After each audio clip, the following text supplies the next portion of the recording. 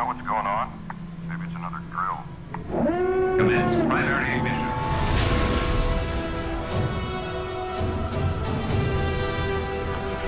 Four Midwest Guys presents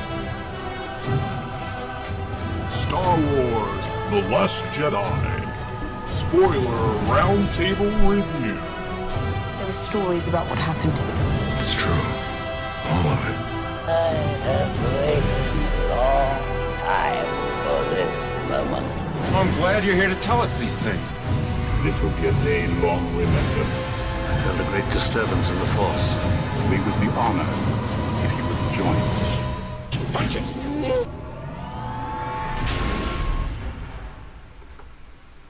All right, and hello everybody. Welcome back to Four Midwest Guys Presents The Last Jedi. This will be our spoiler review, and here to help me do that today is Mr. Brian Inkenbauer. Hello. How you doing, B? I'm doing good, man. How you doing? I'm doing great, man.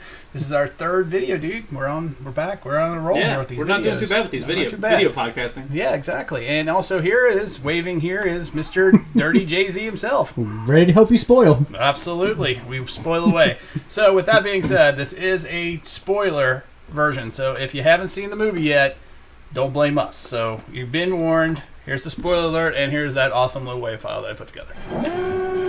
Spoiler alert.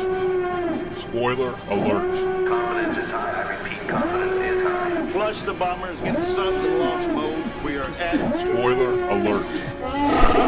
All right, so you've been warned. Spoiler alert. If you haven't seen the movie, this is the only time I'll ever tell you to stop watching now. You've been warned.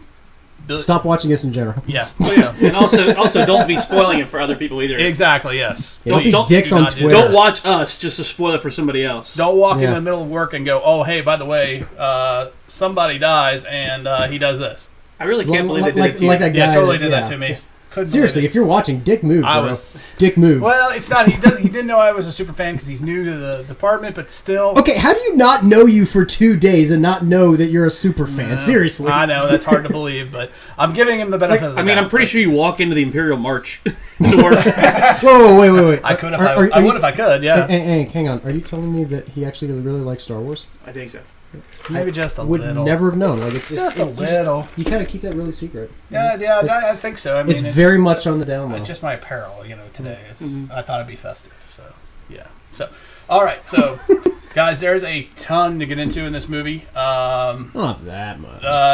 Yeah. This is definitely a different Star Wars movie than we've had in the past. Definitely an original take. There's a few homages to other films and whatnot, but it definitely turns the Star Wars universe on its head a little bit, and pisses off fanboys too.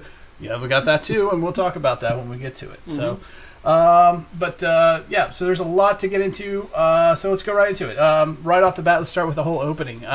Brian, I know you really liked the opening of this. I know you made some comments earlier. It was just too funny, like that. Like I really enjoyed. So it even started with like just the, just the crawl. And how in depth it went. Yeah. We pan down going through all the escape pods.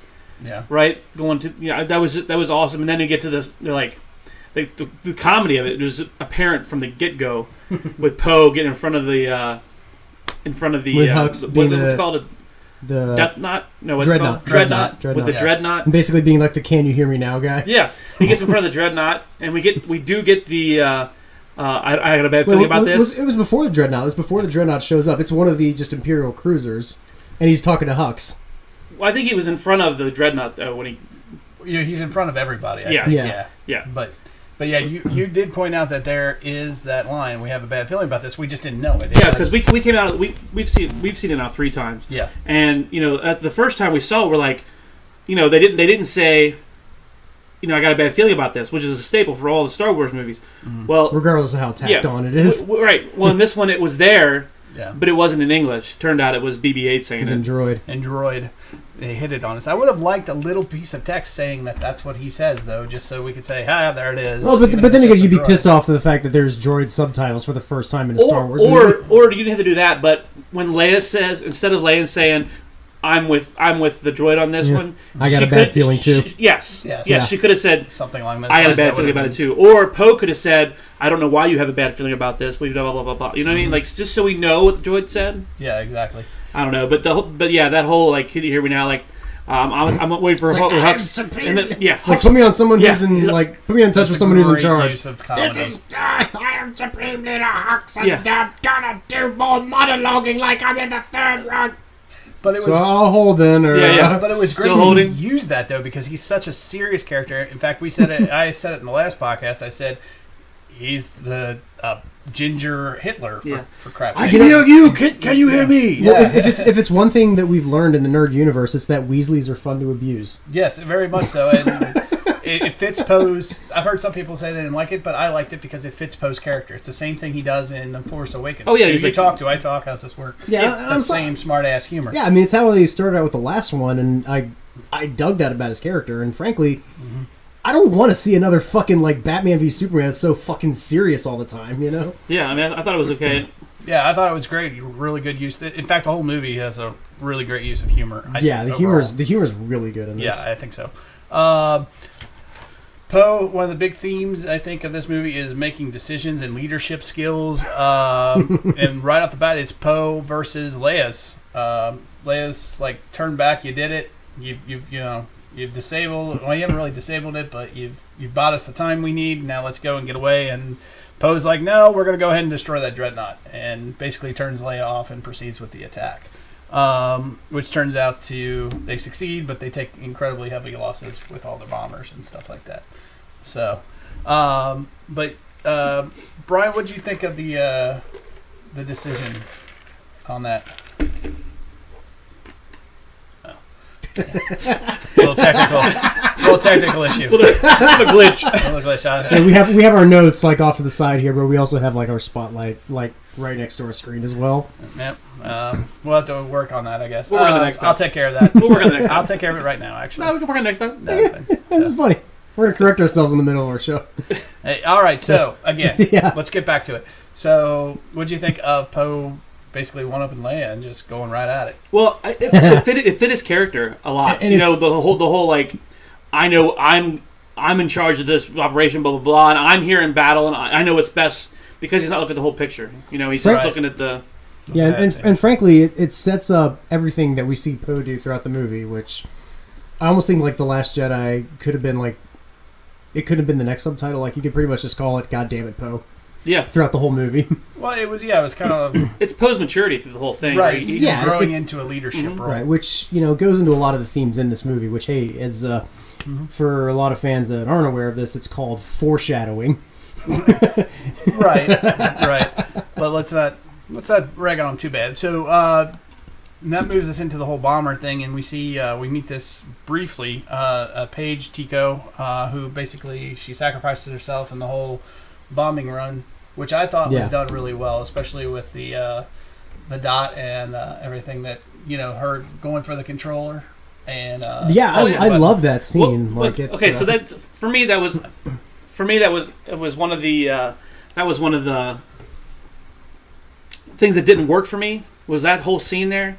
Like, it made sense for her to go up there and try to get it and everything else. Yeah. But then, like, so you're in space, the whole ship is moving like this, right? Right. And she's kicking something that's not even where the other thing is. Oh, you mean for vibration wise Yes. to kick it off? Well, so and another thing too is, like, we're dropping stuff in space.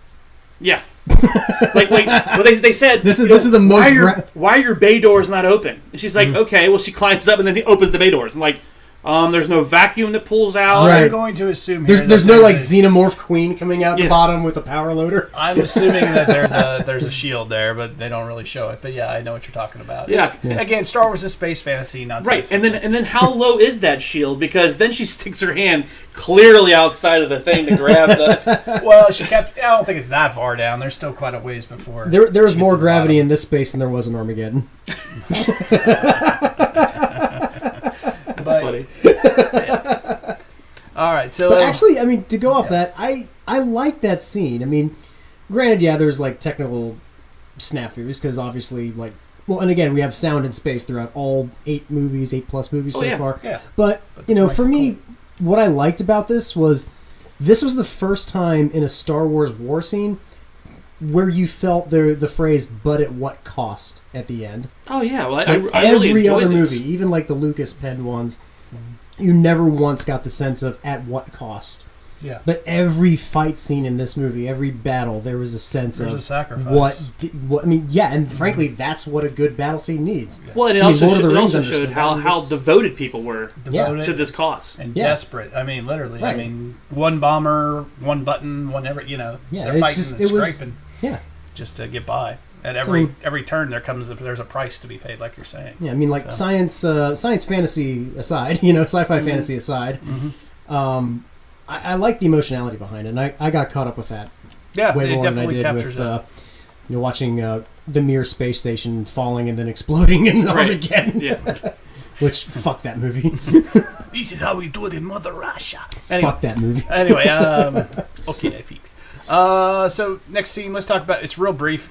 Finn finally wakes up. I guess it looks like he's in one of those Finn bantha tanks, whatever they call it. I can't think of the word. Kind of, But it's like a suit instead. It's not an actual tank he's in. yeah. It's his jacuzzi suit. Because Yeah. the only thing that was wrong with him was his back.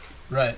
Yeah, And it was funny because he's been out of commission for God knows how long. He's been in a coma or whatever. But the first thing he does when he wakes up is he still thinks he's in battle. Yeah. And he goes, Ray, boom, and he smacks his head around the screen. Yeah. It's like, oh my gosh. Yeah, it's like, but actually, it's back to. I'm sorry. There's the right word I'm looking for. Back to tank. It's like you don't dream when you're in coma, or Well, maybe that's what he was dreaming about. No, I don't know. like if he's it's stuck in or not, that but perpetual yeah. loop where he's worried about Well, Ray the whole Yeah. time. Well, the first question he asks is, where's Ray? Right to Poe. Oh, yeah. You know, he's like, where's she at? So Mhm. obviously, because Poe's like, you must have a lot of questions, and the only question he had was, "Where's Ray?" Where's Ray? I don't care about Finn anything leaky else. bodysuit. Yeah, So, which leads right into the island. So the next shot is the island on Ahch-To.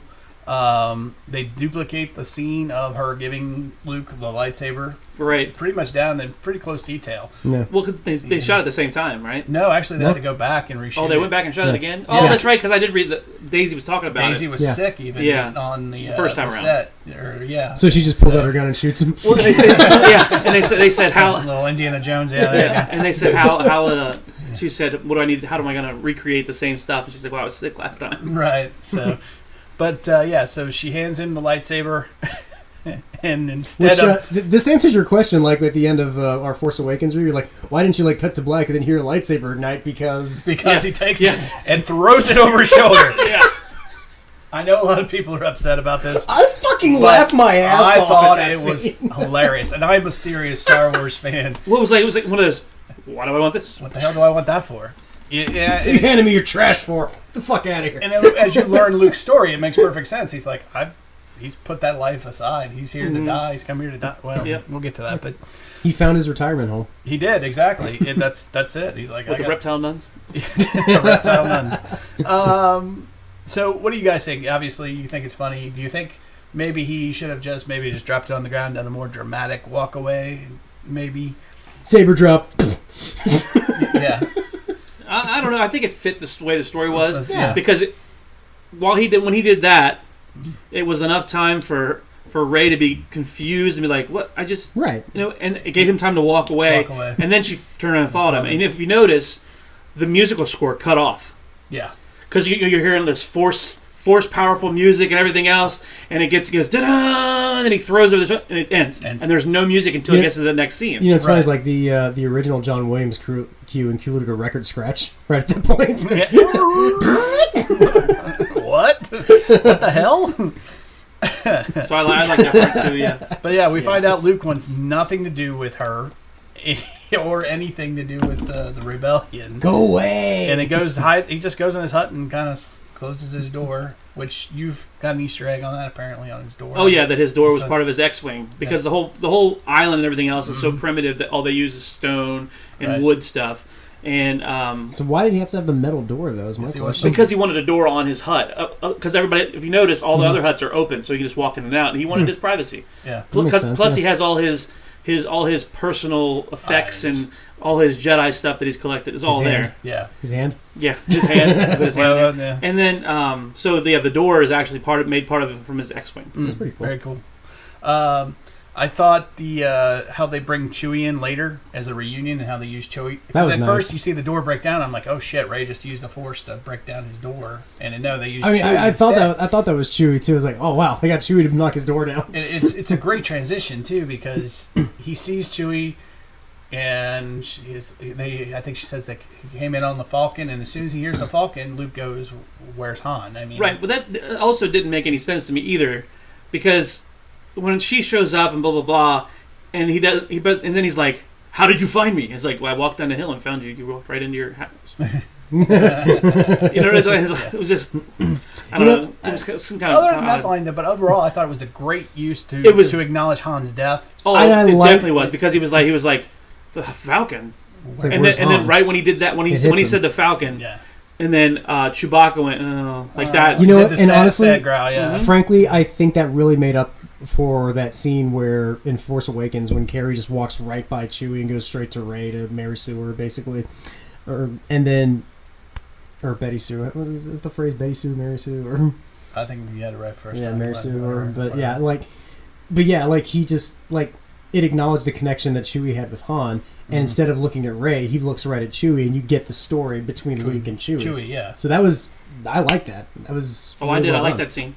I did. I don't really think anything I didn't like about this movie, but Yeah, but There's a few. it was a quick, it was perfect, and it conveyed everything. You knew that this movie was not going to just let Han's death, not be. It didn't have a acknowledged, resonation. Yeah, it wasn't just a shock value moment. what and- also got us started on the well, he's like, why didn't Luke know about? Because he's so into the Force, Right. And he's got that connection. Well, Why did we he get know? we get into that later. Well, that's what I'm saying. Yeah. So it started us down that path of Right. thinking, why? Yeah. Right. And How does he then- not know? Exactly. And then, but we'll get to that in a minute. But yeah, it's I just really liked it. And I love the fact that because we kind of thought that there was going to be a funeral for Han because we thought this was going to pick up a little later. But because it starts right after The Force Awakens, literally, Kind of, sort of. there's no time for a funeral for Han. Which that's my So- question. Does the Resistance immediately right after Starkiller Base is destroyed go straight to the base and start bombing them, or is there some time that's passed in between? Very little because 'Cause- basically what's happened is in the time that Rey has journeyed to Octu, this whole scene of the First Order showing up at their planet, the Rebel base for Force Awakens Rebel base, that's happening while she's traveling to Luke and walking up the hill. This whole bombardment It's happening parallel. is at the same time, so it's literally right at the fact. So there's no time for a funeral. There's no time, but this is a great way to acknowledge that this is Han's death, and this there's no issues with it. I just thought it was a really cool way of putting it all there, right up front, where it deserves to be, and rightfully so. All right, so that transitions into as soon as Luke says, "Well, where's Han?" They cut right to Kylo Ren. So again, great transition. I like how he's basically summoned into, I guess, Snoke's chambers, and I'm going to assume here that this is the first time that Kylo has seen Snoke, maybe since his lightsaber duel.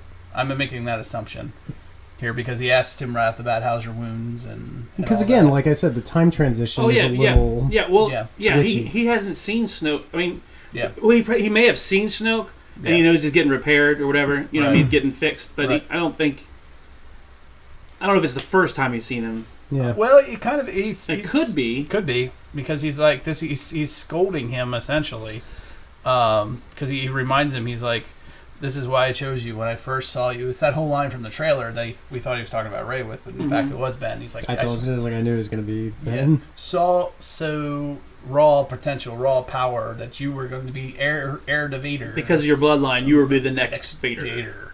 And then he's like, "Nope, but I made a mistake. You're just a scared child." Well, yeah, because he was like, you were bested by a girl who never handled a lightsaber before. Yeah, exactly.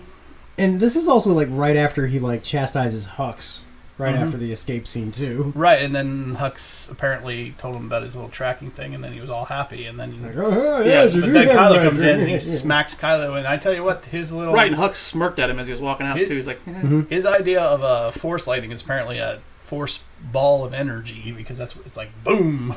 knocked him right off his feet. knocked him off his ass. So It was pretty. I mean, Yeah. and the graphics we were talking about it. Like Snoke looks so real he does. compared to it's- other movies we've seen lately, where the graphics look so bad. But Yeah. Snoke looks so real that it was hard to even think that it was like. I mean, we had talked about this. Like, it's easy for I think it's easier for them to do computer generated stuff when it's a different species than human. Because when it's Yeah. human, we pick out everything so easily. Because we Yeah. know ourselves. But but if it's any But other kind Snoke of, is so distorted, if it's too. any other Yeah. kind of Yeah. species, That's any the other thing. kind of species or animal or anything else, we have a hard time as humans to visualize that- see that difference. Well, again, it goes to that uncanny valley too. Is like how much are we accepting of this? Right, You know? and for me, it looks it's so real. Like even you could like almost make out like It looked like a stubble makeup and job. stuff. Yeah. Yeah, I mean it was crazy. Yeah, it was. I thought the effects were incredibly good, but I love how he just. I think this is almost like Snoke's way. And Brian, even you said that this is when he goes back to the elevator. That you think this is where the turn really starts to happen. Oh yeah, this finally was for his Kylo. push. This was his push. yeah, he was like this he is- was like he could tell that all Kylo needed was just a little push. Like when somebody tells you suck, blah blah blah blah blah. Right. All of a sudden you get angry and you feel that anger inside, and that's exactly what he did. He just Yeah. pushed And that's- pushed Snoke just enough. Yeah. I mean pushed That's- Kylo just enough to do it. And that's exactly what I liked about Kylo in this. Is you got a sense is like this is where his like little like bitch fit rages were coming from. Whereas Force Awakens, you just got like him throwing his tantrums, and it's like, okay, well, it's just like the meme that's going around now. But in this one, you actually felt more of a psychological damaging Oh yeah. from Snoke, and Right, you felt that connection. You're like, oh, Yeah. I can see why Yeah. he's so angry when something happens. right, Right. Because he doesn't want to be chastised by his by this his master. asshole, Yeah. basically Yeah. by this asshole, it's by his boss. right? And- Who doesn't even know what he's doing when he's pushing somebody. Yeah. And eventually, in that temper comes, and then the elevator, he destroys his mask because he's been told that he's a child and Hiding behind and a he- mask, Even yeah. Snoke says, "Take that ridiculous Yeah, thing off." Yeah. And he just destroys it. Basically, yeah, he doesn't have a mask for the rest of the film. And it's the start of his whole theme for the movie, which is kill the past. That's his whole mantra, really. It's about Well, it's essentially part of the theme of the film overall, which I'll yeah, probably tie it all together at the end. yeah, very much so. And then, of course, when he gets out the elevator, get my ship, and he's going after the resistance, all Bring my shuttle. kinds of pissed off. Yeah, very much a Vader moment. Yeah, Bring my shuttle. bring me my shuttle? That's in the non-special edition. That's by in the way. original, not the fucking. There's nothing. We'll get into that later. All right. So we back to the island, and it's the reluctant Luke Skywalker. Rey's still trying to convince Luke. We need Luke Skywalker. We need the Jedi Order. Kylo Ren's getting stronger. We need your help. And Luke's like, you don't need Luke Skywalker. What do you want me to do? Break out my laser sword, take on the whole First Order by myself? And Right, which was a nod to George Lucas's first script. of laser sword. Instead of calling them lightsabers, he called them laser swords. Yeah, which was pretty damn funny. You should have been hiding under the name Starkiller. And then Oh wait, we already used Starkiller. Wasted that. But we're definitely getting this curmudgeon Luke, this very different Disillusioned. Luke, Disillusion's the better Luke Skywalker, phrase. which is something we're not used to seeing. At least when I visioned Luke Skywalker after Jedi, this is not what I expected. But then again, I didn't know everything that we learned from this finally. So We'll get into more of that too. we'll get as into we a see. lot more of that as we go on. She kind of follows him on his daily routine, I guess, which involves blue and green, like the milking scene, which is either blue or green milk that he milks from that thing. Which was supposed to be kind of an homage to the blue milk from Star Wars from A New Hope. So New Hope. But it was one of those things like, really, I don't Luke think we need fucking grabbed a space tit. Yeah, That's I'm all not I sure we saw. need to see him milking Luke a space cow grabbed or a whatever it space was. tit or a space udder. I was just like, ew. Jesus. Even, okay. Like, why are That we... was a little too much there.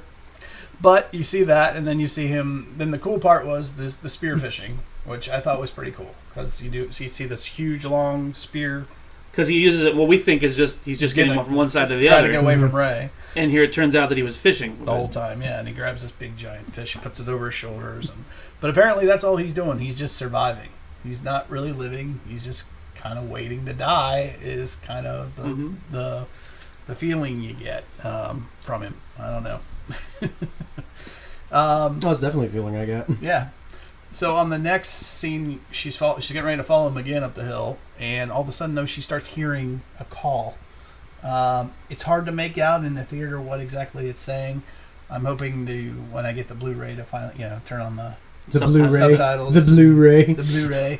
Turn it on and get the. You want to turn on the Blu-ray? Try to figure out exactly what they're saying. But anyway, she's being called to this giant hollowed out tree, I guess is the way. The tree of knowledge. It's actually, some people Oh think God, it's the fucking tree of life. Terrence Malick, run! Other way, Ray! There is, in the books, there is such a thing as a force tree. So My broom went down at the thought of Terrence Malick. You and your broom. We'll get to that eventually. All right. Crutchy. So, we'll get to it. And then you get this whole... So he sees Ray walk in, and she's about to touch the book, and he's like, who are you? Luke's questioning, like, where the hell did you come from? Who are you? What's going on? And why did you come here? Because he turns around, he sees her start walking towards it like she's being drawn to it. Mm-hmm. And this is like Luke's first clue that she's force sensitive. That she's force sensitive or something's going on. He's like, and I love the whole, even the joke in it. It's like, who are you? And he's like, where do you come from? She's like, nowhere. Nowhere. Like, no one comes from nowhere. Okay, I come from Jakku. All right, that is pretty much nowhere. Okay, Ray of Nowhere, where are you from? Like, why are you here? Right. And that's... this kind of reminded me of, like, the initiation of Fight Club, almost. You just stand outside and be told, like, you're wasting your time. It's like, where do you come from? Oh, that is nowhere. Like, what are you doing? You're wasting your time. Did you bring your own burial money? All right, come on in. Get ready for Jedi Club. Jedi Club. First rule of Jedi Club, don't talk about Jedi Club. Second rule of Jedi Club, don't go into a fucking hole. It looks like moss covering out of it. We'll get to that too. But yes, so Ray finally admits to her that there's something inside her that's always been there, and now it's awake, and she needs help. Mm-hmm. And even Luke's like, well, you need a teacher, but it's not going to be me. Mm-hmm. Yeah, who the hell else is it going to be? Yeah, right? Dick. And this is where we get that big line. He's walking out of the tree, and he's like, which is in the teaser, right? And he's like, "It's time for the Jedi to end." That's the only thing I know. I don't know. What you guys think of that whole scene? This whole back and forth. It seemed to me it was just a confirmation. This is where Luke finally tells her, "I've come here to die." It's no coincidence. Yeah, it just keeps reaffirming the fact that he's done with the Force. Like he thought I'm done with it. I'm not going to participate in it anymore. I walked away. Yes, I've left that life behind me. Basically, broken Luke Hardy. Okay.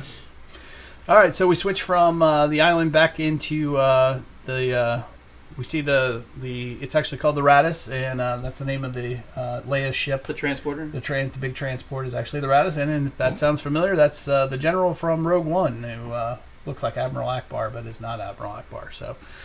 Not to be confused with the Raddits. Right, exactly. So, so back to the ship, and he's basically, we see Poe just kind of get bitch slapped by Leia. Kind of like that happens a lot in this movie. Is like the kids getting like verbally smacked down. Yeah, pretty much, physically and verbally. And she's like, you got to. She's basically like, she even says, "Get your head out of your cockpit." Mm-hmm. Quit being a hothead. You gotta okay, yeah, I take that back. Now it's the most profane Star Wars movie ever. Yeah, pretty much. I mean, head out of your cock. That has to be a line she added, by the way. Just saying. Oh God, yeah, that was a definitely Carrie Fisher line. That's right out of her department. But yeah, she's kind of like, you need to be ready for the big picture, right, John? Kind of like she's trying to get him ready for leadership. Well, it's it's a lot of you got to look at the bigger picture. You got to look at an end game. It's basically like when you enter a war, if you want to be in a position of like leadership, you essentially have to know what it's like to play chess, and what it is to think 3 or 5 or as many moves ahead of your opponent as possible. Brian, what do you think? I mean, pretty much. I same thing as same feelings as you guys did. I mean, but it feels like she's still trying to teach. She's still trying to. Poe, you have to look ahead. You can't just there. You have to see the bigger picture. Yeah. Mm-hmm. Yeah. They're great. You took down one dreadnought. How many other people are dead because of it? Right. Well, he goes, there were heroes on that mission. And she said, dead heroes. Dead heroes. Yeah. And it's basically your fault. Yeah. She sits them right with it hard. Which again, we go back to our title of "God damn it, Poe." Yeah, I think they went from like 14 ships down to 6 at that point. Yeah. They lost all their bombardiers. All the bombers are gone. So they only had a couple starships left. We also learned in this episode, Rey asked Leia how's Rey supposed to find him, and apparently that's what that little tracker device is on both Leia and Rey are wearing. I guess it's cloaked apparently, so I guess it can't be tracked. Yeah, it's like a binary transmitter.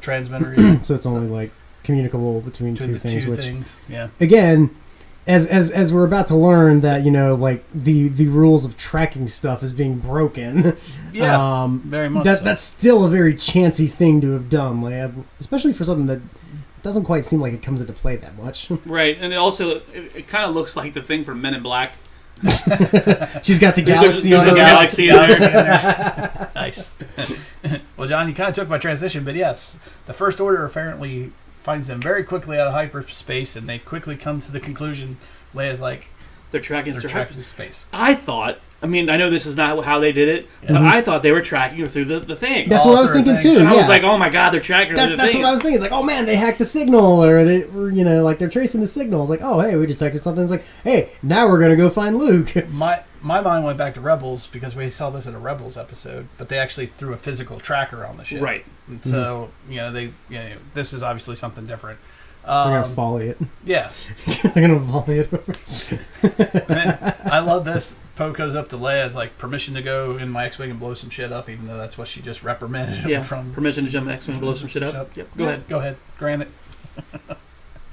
And then this is where we see Kylo attack the Resistance in his TIE silencer, which I thought was pretty cool. Did you guys dig the new TIE fighter? Yeah, I liked his TIE fighter. The only thing I didn't care for was I thought the overuse of his barrel roll to go in. It felt like he's like Star Fox. Yeah, like why are you barrel roll? Like that's be a new meme. Let off your right button, dude. It's like, that should be a new meme. Like you have Peppy jump up like new barrel roll, Kylo. I didn't mind the barrel roll of the ship itself, but when they went inside and they just showed a picture of him going, well, yeah, I was like, oh my god! It reminded me of like when we play like Mario Kart or something, and somebody doesn't know what they're doing. They're just holding a button in and just going around in circles, or they're spinning and everything. That reminds me of like one of my favorite moments, like when I told my wife it's time to go to bed.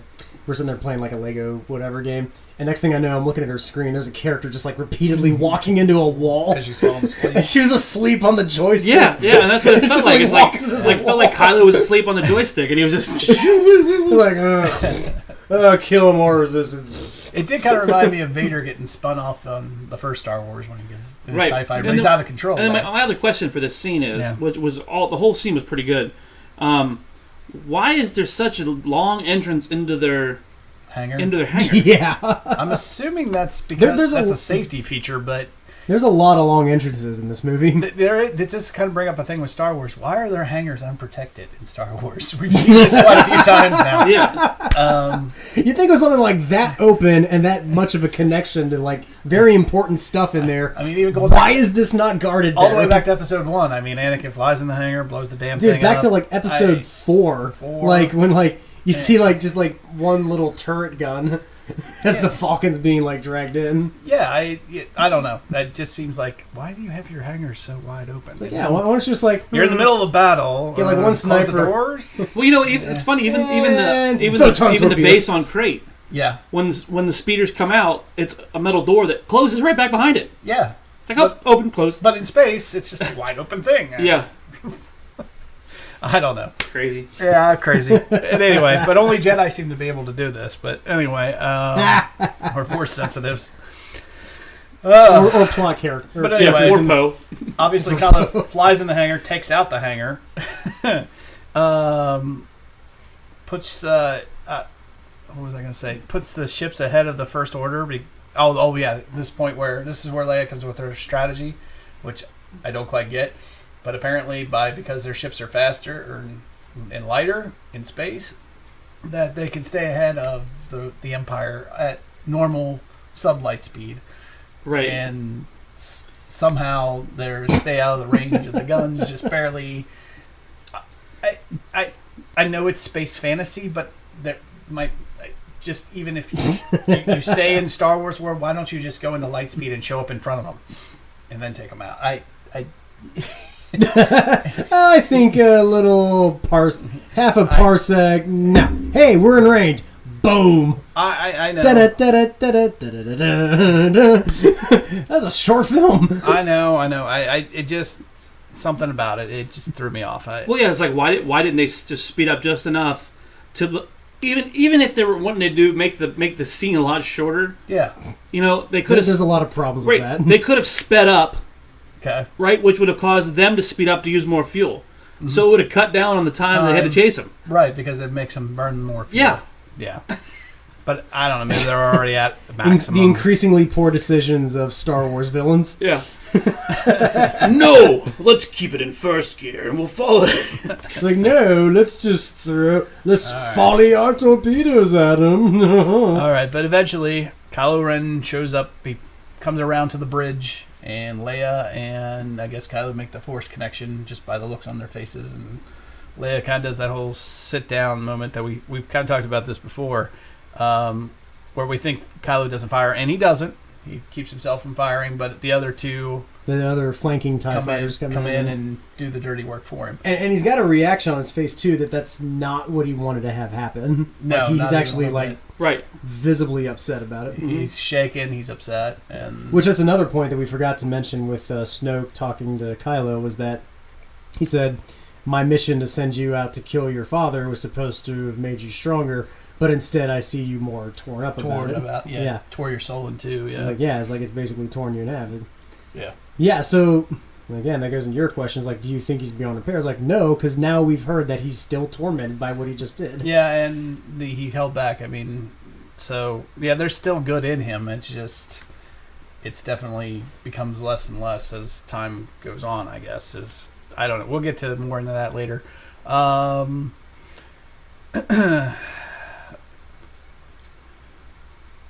Okay. Here. Like, we're gonna go through every plot point. So, I just want to make sure this is where it was at. So yeah, so Leia ends up saving herself using the Force. I was okay with it, but I think a lot of people thought it was a little silly. It was a Harry Potter meets Guardians of the Galaxy. Yeah, it was a very Guardians of the Galaxy moment. I mean, I thought it was. I liked it. I think it kept me in it just because I like seeing Leia use the Force. This is the first time. Oh yeah, I mean that was definitely cool. Cool part about it was the fact that we actually got to see her use the Force, not just the Force, like Force sensitive. We actually got to see the Force, like she actually pulled herself in. Yeah, that was pretty cool. I think for everybody else, I think it would have been cooler if there had been like a booster or something. Then she used the Force to pull towards her to go the rest of the way. Oh, like if she used like a backpack, like a Wally when she grabs the fire extinguisher. That would have been more believable. Snoke, define dancing. I think when we saw, I was okay with her moving. The only time I kind of took me out of it for a second is I was okay with her moving through space with the Force, but the minute she got back inside the ship, and she was still kind of flying through the ship, something about that kind of. Well, she was leaning the entire time until she got to the door, and then if you noticed, her hand went like this, and she went straight up and down, and it was like, rendering. Yeah, like what are we doing here? Yeah. And then we cut real fast to her on the floor, and I'm like, I think it would have been better if she had fell to the floor and gasped for air. Yeah, like if she had came in and went, then passed out. Yeah. So what we've learned.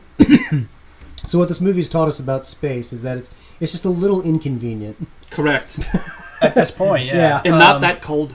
No. It's not like an immediate vacuum. And but yeah, and there's a little gravity. I can see where people have problems with that. I'll completely, give people proper points for that because I think it was. Oh, they're valid. A little outside it, yeah. So what would have made me satisfied is if while she's out there, she like bumps into the corpse of George Clooney from Gravity into space. Oh, still in the middle of a spacewalk. Still out there. All right, so we cut to...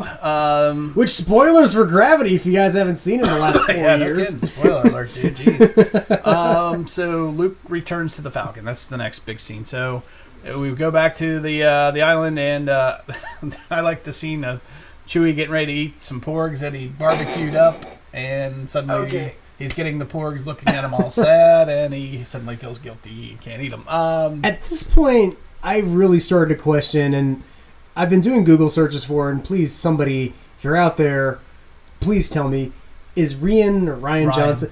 Spell your name right. Is Ryan Johnson a vegan or a vegetarian or an animal rights activist? Because there's a lot of moments with animals in this, and that was the moment that I was just like, I think he's a vegan. I found it pretty funny. I thought it was a good use of the porgs. I didn't think the porgs were overused in this movie at all. So But it definitely fit. yeah, They weren't it's shoved profile. in your face too much. Yeah, so I thought it was pretty cool. I like how Luke, when he comes back on the bridge, he turns everything on, and it's like Han Solo all over again from Force Awakens. It was almost like the "We're home." Yeah, Chewie, we're home moment. Yeah. like that surreal moment. Yep. And I think, Without it being so heavy-handed. did we see that in the trailer? What's that? Him go? Yes, Yes, yeah. we did. Yes. But that wasn't the teaser trailer though. No, it No. wasn't the teaser trailer. Yeah. But it was. It's one of the TV Because spots, we got the "We're home" in the teaser trailer. Yes, Yeah. yes, we did. And I think if they might have used that scene in the teaser trailer, Yeah, that we would have had a little bit bigger fanfare for this. maybe. Yeah, You know what I mean? Because it was a little bit more somber than Han's because you could almost see Luke playing out everything that had ever happened. and then he Falcon. sat down. Yeah, it was kind of like he's remembering his friend. Now, when he sat down on the Yeah. Falcon there, Yeah. I really thought that he should have had that laser ball that he used. Yep. I really training. thought when he sat down at that table there Yeah. that he should have had that ball and he just holding You the ball. wanted to see him cupping his ball. Yeah, cupping his ball I there. remember his training with Obi-Wan. Yeah, because like you said, he was reflecting on everything that's happened on that ship. You know what? Yeah. And just to see him holding that thing, and then when R2 moved, that was awesome. he could have dropped the ball because it startled him. Yeah, Could have dropped His Or balls would have dropped. or had it suddenly start Yeah. popping up and zapping him. You know what? I'm kind of glad that wasn't there because it reminded me too much of the if that was there, it would remind me of the chess table scene in Force Awakens. Which, dear God, Before we move any further, he does grab the gold dice, which I think is cool. that was pretty neat. Yeah. Like, because that was one of those little details in the original Star Wars movies that you really had to pay attention to the cockpit to Yeah, get. and that was a nice little nod to Star Wars fans, I thought. So R2 comes alive, and I love this whole scene with R2. I love how R2 uses the original help me message. Obi-Wan Kenobi message against Luke, essentially. However, there was a little bit of a editing error there, but yes. Yeah, a little bit of an editing error, yes. But still, I love how he's used leave it to R2-D2 to start smacking Luke Skywalker back around and Basically, just to give him the message to bring him out of his funk. yeah, because You know, he's trying to remind him of who he was. explain to R2. He's like, you don't I wish I could explain to you, Well, R2. 'cause I can't frankly, go back and all this crap. That's what a good friend does. Is they know how to talk to you and bring you back from that stuff. Yeah, well, it goes back to that whole connection that the pilots have with their little droids. Yeah. Like we see it with Poe and BB-8, Yeah. and now we've already seen it with Luke and R2, and we see it again here. But we never see it in the prequels. And then we see this where when he's doing that, he plays that thing and he's like, well, that was a cheap shot. that was a cheap shot. Yeah. And then you see R2 like kind of tilt his head like it was a smirk, Yeah. like and it brings it closer. but the message. the message, which if he turns his head would have went up the wall. Stayed And you where could it still was. you could still see it was staying where it was, so it was kind of. Yeah, it was a slight moment. But it was still kind of cool though. Yeah, I thought it was great. Because it works too. Because the next thing he does, he goes up to Rey. He's like, "I'll give you 3 lessons on why the Jedi shouldn't be around, but I'll give them to you." Yeah. Starting at dawn. On the ways of the Jedi. On the ways, yeah. why they shouldn't be around anymore. Mhm. So, great scene overall. Yeah. Another. It was well done, and to me, Well written. frankly, it's the right amount of nostalgia without feeling pandering. Oh yeah. Which I think that's It's about this much fan service, but it fits inside the story, which right. is fine. Which again is Because there's another scene that's definitely fan service, but it fits in the story. that's the shirtless Kylo Ren, right? Yes, absolutely. Don't know how you picked that out, but yeah. Even Ray said it best. Can you put a towel on or Or something? something, yeah, Yeah. no kidding, right? Oh, Jesus. Pasty white, Jesus Christ. Anyway, Like, I didn't thought I scarred that too, Jesus. All of a sudden, Ray comes across the screen and squeezes green milk.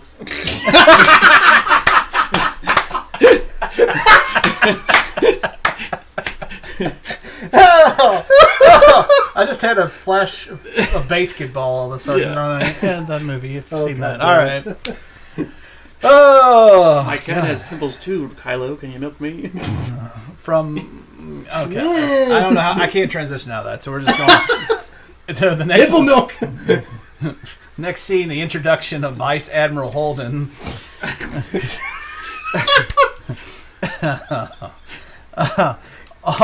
So we learn all Here to of help. the resistant leadership is dead, including Admiral Akbar, sadly. Right. Was that off screen too? How did? or? Well, no, it was on screen. green. It was when it blew up. He was sitting right by the window that blew up And he first. got sucked out Jesus. as well. And he got sucked out when Leia got sucked out. But it was one of those things like, how did he not know it was a trap? Yeah. So with Now his- there's no one to tell the resistance what the traps And are. my other thing is, so going back to that whole thing where the TIE fighters shoot, Uh-huh. I thought they had shields enough to help these Now, cannons. that's a good point because you go back to Revenge of the Sith and the robot ships, not resistance, Trade Federation? Resurgence, Trade Federation, yeah, ships. We'll just call it that. And when those go out, yeah, there's like steel metal that goes Yeah. and closes it off. But But you- apparently, the ship does not have that. Ship doesn't have crap, and it's like, okay, and then all of a sudden, Yeah. boom. Yeah, So what we've gathered, But we is did that- lose that Admiral Akbar, which sucked. it did suck. The best technology existed in the prequels, and instead of as society and science progress, it's all in the past. Well, it does make sense though for the rebellion because they're not getting new stuff. All their stuff is being reused and reused and reused, and as it goes, it gets degraded and degraded. From So like I really mean, shitty arms Yeah. dealers. Yeah. Yeah, they're getting what they can scrape by. so it makes sense why it's kind of the way it is. went downhill because they don't have the Resources. yeah. Yeah, But that's even, true. even the First Order doesn't have those. Damn it, John! I was trying to make a point. I am there to poke holes in your point, sir. Yeah. So at least we know why the Resistance doesn't have the nice stuff. Right, we got that fine. The First Order just skimped on their last bill. That's why they got Yeah. this shit. Kylo, did you pay the cable bill? It's like, God damn it, Kyle, did you forget to pay our arms dealers again? That's when he got zapped. Anyway, Ozark. all right. So next, so they reveal next to the chain of command is this Vice Admiral Holden, who is Lord Dern. Lord Dern. Thank you. Right, but Poe thought it was gonna be him. Yes, he did. Because You see him? his head He's comes like, up. he's like the next in command, and he's like, oh, and he's like, Vice Admiral, oh, yeah. Sit your ass Sit down, down, Apocalypse. bitch. Yeah. So it's Lord Durham, who we know best from Jurassic Park, and you, Brian, think that there's quite a few similar lines or similar situations. If you with her. replace several words in what she says, it's either lines that were said in Jurassic Park or the music behind her. Sounds like You mean Very like John Williams? Yes. Yes. John Williams. Right. But it's very similar to like. I mean, it's not even like because you can tell. When you listen to both Jurassic Park and Star Wars, there's a distinct difference between the two. Right. So she steps up to the bridge here. Dun, dun, dun, dun, dun, dun, dun, Yes, dun, dun. like it really, and I don't know if it was just in my head, but I mean, like really, like I can really see that when it's like, oh my gosh, Just wait for a dinosaur to yeah. Like the disembodied arm of Mace Windu falls on her. Hope finds a way. Yeah. Right. Oh, there, I just threw out the Sam Jackson. So we also learn that they're down to just 300 people at this point. So that's it. That's all that's left in the entire The Resistance has become the annoyance now. Well, no, it's just her group of resistance because they did say that there are resistance cells around all the edges of the galaxy. Yeah, it's true. On the outer rim, Yeah. they think anyway. They're, Yeah. that they're Which they can be allies. spun that they're They- now well, terrorist cells. And they did say that later on we will find out. They did say that they put out that signal and that they've been received at all the other locations, but nobody's responding. Responded. Yeah. So hard to say. If there's anybody, if it's just them. So Poe even says, I guess he's taken by her reputation. And she says, "This is the battle of so and so, the same admiral." So like the look does not match what was in his mind of who this person is. Right, because I'm sure she didn't have purple hair in his vision. Right, exactly. She had blonde. Yeah. Yeah. Well, I'm sure he thought she was more of a badass. Yeah. And right away, and even though Poe's kind of trying to help, and he's pretty much demanding to know the plans, and she throws his reprimand, Leia's reprimand, because he gets demoted from captain to commander. Right, which I thought You know? it was. She's like, you're demoted to captain. But I didn't think that was official because then he went right out and did whatever he needed to do. So I didn't think it was official. And then Yeah. it was all of a sudden it was, well, she demoted you. Like, how the fuck do you know that? Right, I guess. Because that was between the two of them, and there was no way that. There's no communication. because Yeah. then the bridge gets blown up. Yeah. Unless Leia did it ahead of time and went. It's just like, Leia had one very dedicated. I'm demoting him. Leia had one very dedicated stenographer. He's like holding on in the middle of space. It's like, Yeah. Poe has been. Yeah. Oh, demoted. Depoted. Yeah, decoded. But yeah, Decoded. but Holden throws that back in his face, and she just refuses to give him the plans. Which she is the leader, so she doesn't have to tell him shit. Oh, and she threw his failure in his face too. Yeah, because she was like, I think you were demoted because of your I keep forgetting the name of that Failure ship. by the Dreadnought. The Dreadnought. Yeah. Your Dreadnought mission. Yeah. So it's obviously Which I wonder we're if they got setting the up name some from tension. the Ugnaughts. So we're setting up The some Juggernaut. we're setting up some serious tension between Poe Juggernaut, bitch. and this Vice Admiral. bitch. So we're setting up. I'm trying here. So we're setting up some serious tension between the Admiral and Poe, Mm-hmm. which we'll build as we go. So It's one of those things like with any new job, if you were like the number 2 person and the new boss comes in and you were part of that group and all of a sudden they're leaving you out, you're like, hold on a second, I should still be part of this group. yeah, You know, I've been doing this. I'm good point. but the new one's like, well, you're not part of my group. Sorry. See ya. Yep. I'm Fun Rick, everyone. All right. So next is where Finn meets Rose. This is kind of a funny scene, I guess, because Rose is like, "You're Finn, The Finn. the Finn, the resistance hero Finn." It's almost like she's in hero worship with Finn. Right. Oh yeah, off the bat. it's definitely like you could definitely see Finn sitting at a table. It's like a Comic-Con. Yeah. The band comes up and is like, oh my God, you're him. She's like geek-boying or Yeah. geek-girling. Or Oh, yeah. fangirling. She's fangirling him. Fangirling him, yeah, very much so. And this ties into like the previous scene because this is about people that basically like heroes. Like it's like their reputation preceding them, and like the younger generation is like, oh my God, you're this person, and then that perspective gets turned around.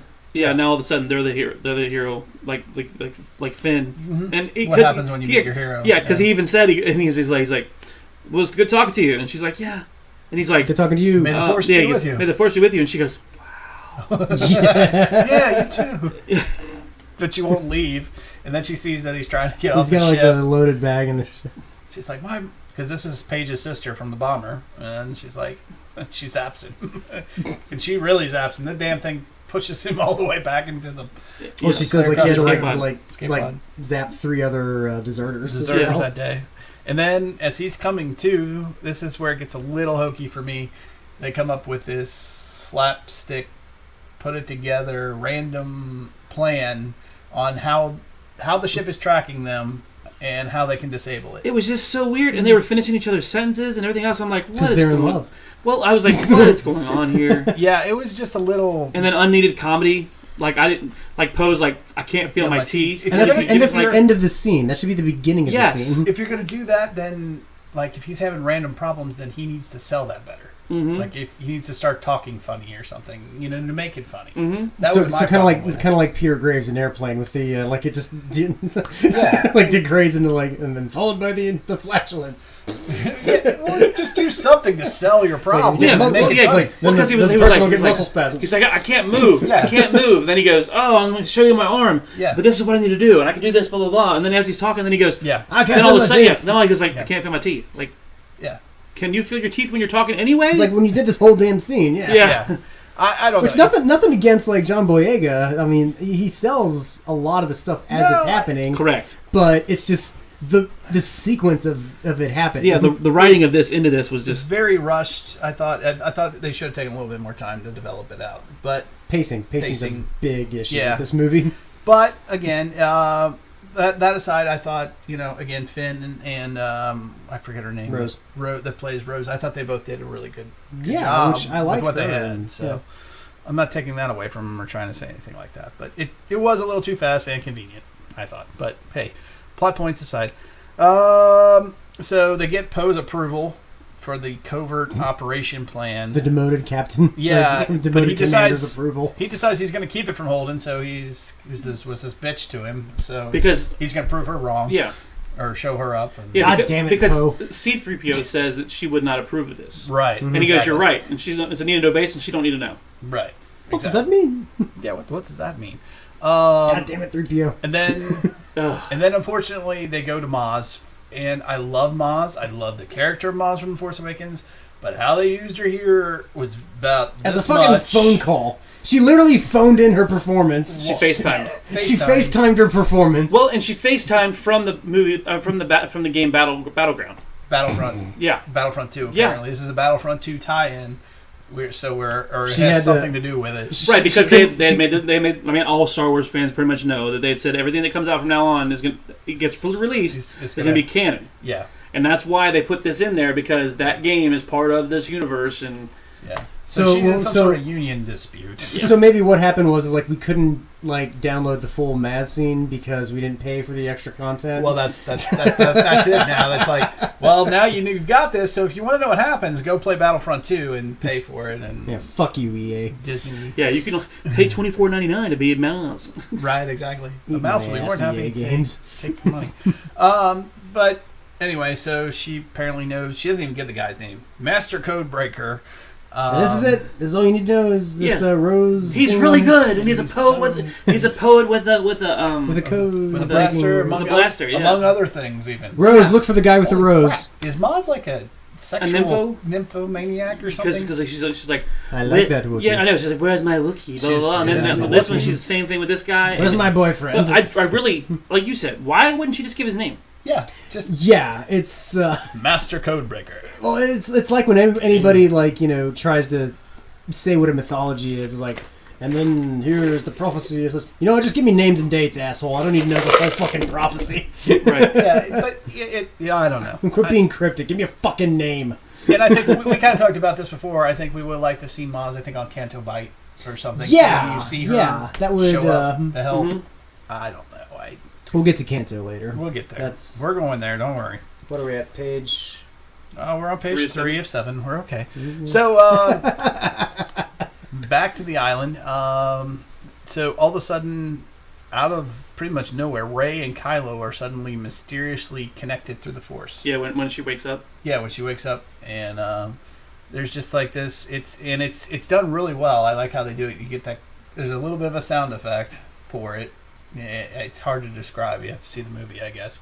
But they make this connection where they can see each other. Kylo can't see where she's at, but he can see her. It's the framing, like the way they frame it. Mm-hmm. She's always on the right side of the screen facing off, and he's always on the left side of the screen facing the other and way. he's It's like a mirror.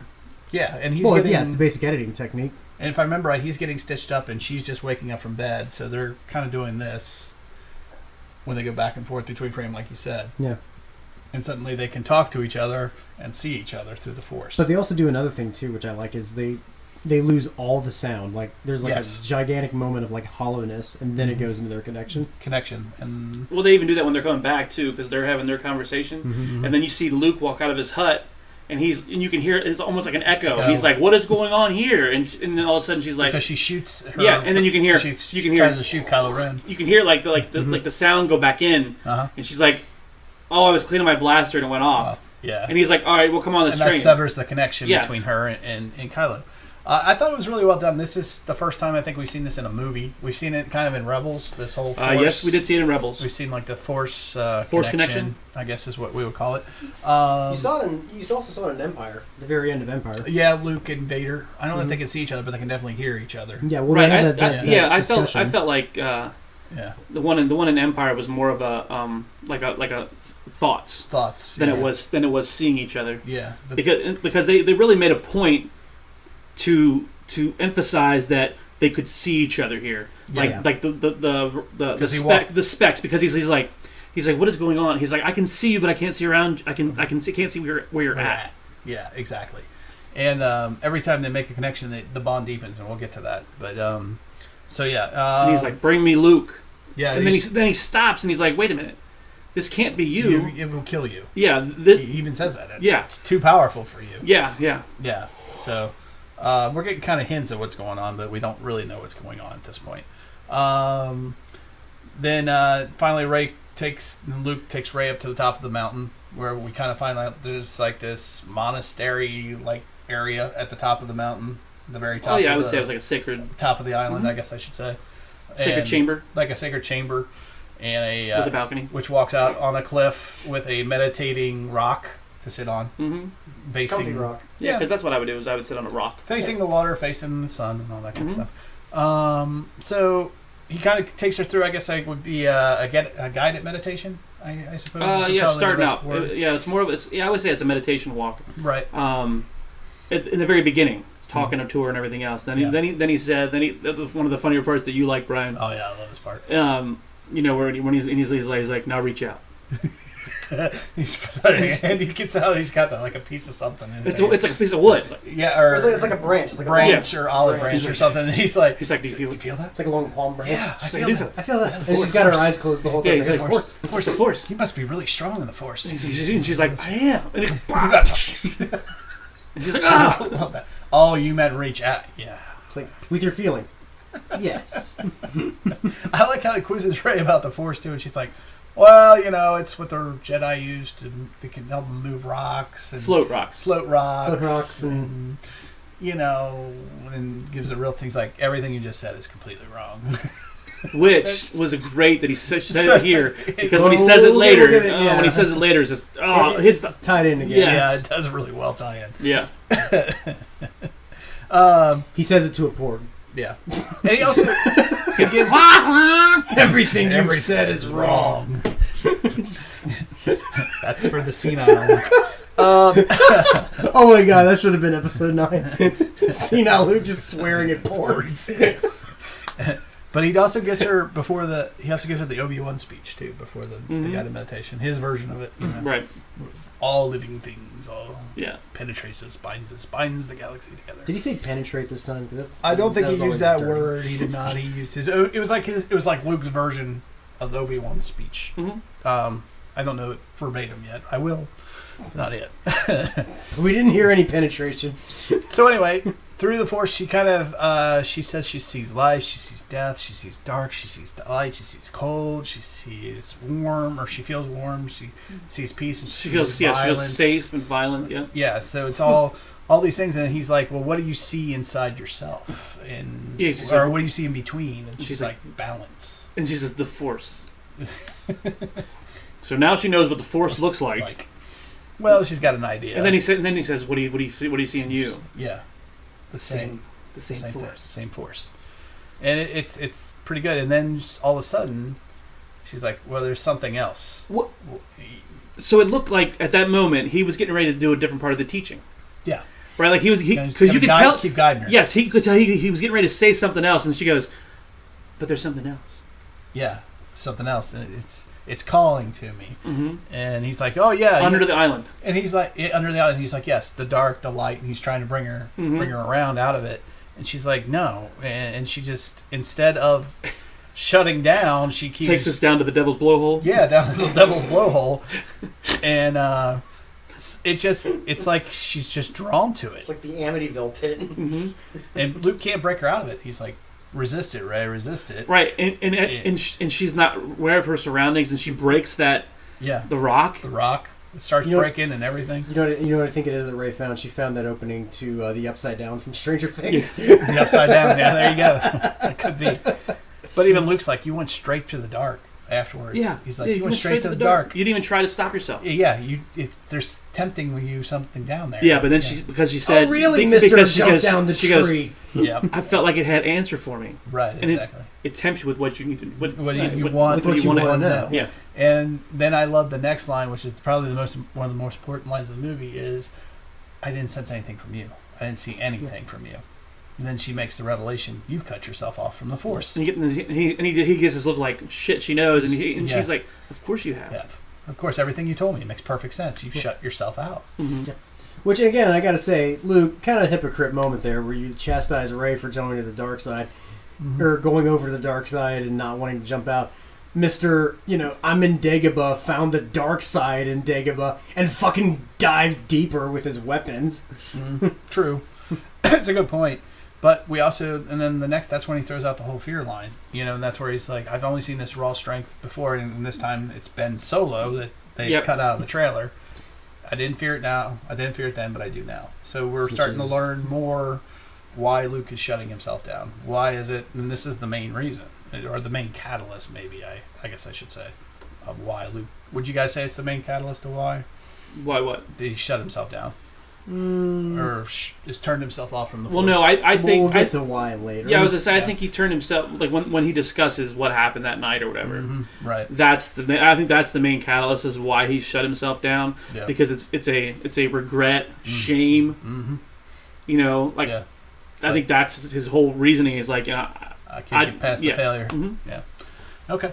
Wah. All right. Because even the guest says later Mhm. that failure is your best teaching option. We'll get to that. So There's a porg. Get to that. Get to that. We will. we will. Yes, we will. All right. So I just call this Rey and Kylo Part 2. Another connection has opened up between the two of them. Right, and this is where she's standing underneath the Falcon when it's raining, Mm-hmm. and he's standing in his star destroyer or whatever, looking out over or Snoke's ship. It's But Snoke's ship, but he's looking. But he's looking out over the whole battalion or whatever. It's that whole balcony Yeah. shot that we see in the trailers, Mhm. and yeah, they remade this whole connection, and he even Kyle's like, why does this keep happening? You know, Why is the Force connecting us like it's this? like this. I don't understand, and it's She's like Snake. and she's still calling him Snake, names and shit. Snake. Snake. And then she goes, and he's like, and he starts throwing seeds of doubt at her. And he's like, did Luke tell you? Oh, you found Skywalker. Right, because she says, Yeah. it's too late, you've already lost, I found Skywalker. Ha ha ha. And he's like, oh yeah, did he tell you what happened that night at the temple? Yeah, he told me enough. He told me enough. He told me you killed the Jedi. Yeah, I mean, and it was like, Obi-Wan killed your father. yeah, and in this scene it was kind of neat because you have it in the notes there, what happened, like, as they severed their connection. Mm-hmm. Yeah, you're skipping ahead on me, Brian. No, I'm Made not. him. So what happens is, No, it's the next bullet. so the connection is deeper every time, and this time when the connection is severed, Kylo actually has water on his hands. Oh, so he's wet. He's wet. Yes, He yes, gets he wet is. from their connection. Kylo, yeah, all right. You want me to say it? Kylo is actually wet from their connection. That's part of the notes. We're just saying that. Okay. Their. And yes, that is exactly. Fuck you, grammar Nazi. English major.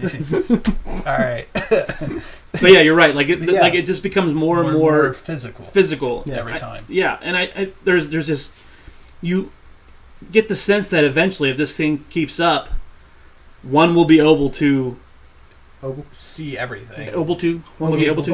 Able to. Be sure to Yeah. drink your Ovaltine. One will be able to. One will be able to move into the other, like physically be there. yes. Yes. I wanna love Yes. with a slow hand. All right. Next scene transitions into, we finally get our first real look at this Canto Bight, which we've heard a lot about from the articles and everything else, the previews even.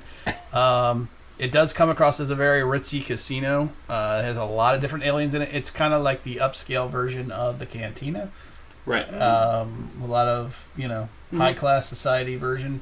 It definitely seemed like the high class, high rollers casino. When we were describing it in the last podcast, and you said it was like the Vegas of the Star Wars universe, I was actually picturing like the casino zone from Sonic the Hedgehog. Oh, So I was like no, expecting a no. lot more color and like a lot more vibrancy. I was like, oh, it's gonna be fucking. It's on the ocean. Okay, it's Casino Royale. Cool. Yeah, it is Casino Royale. It's more.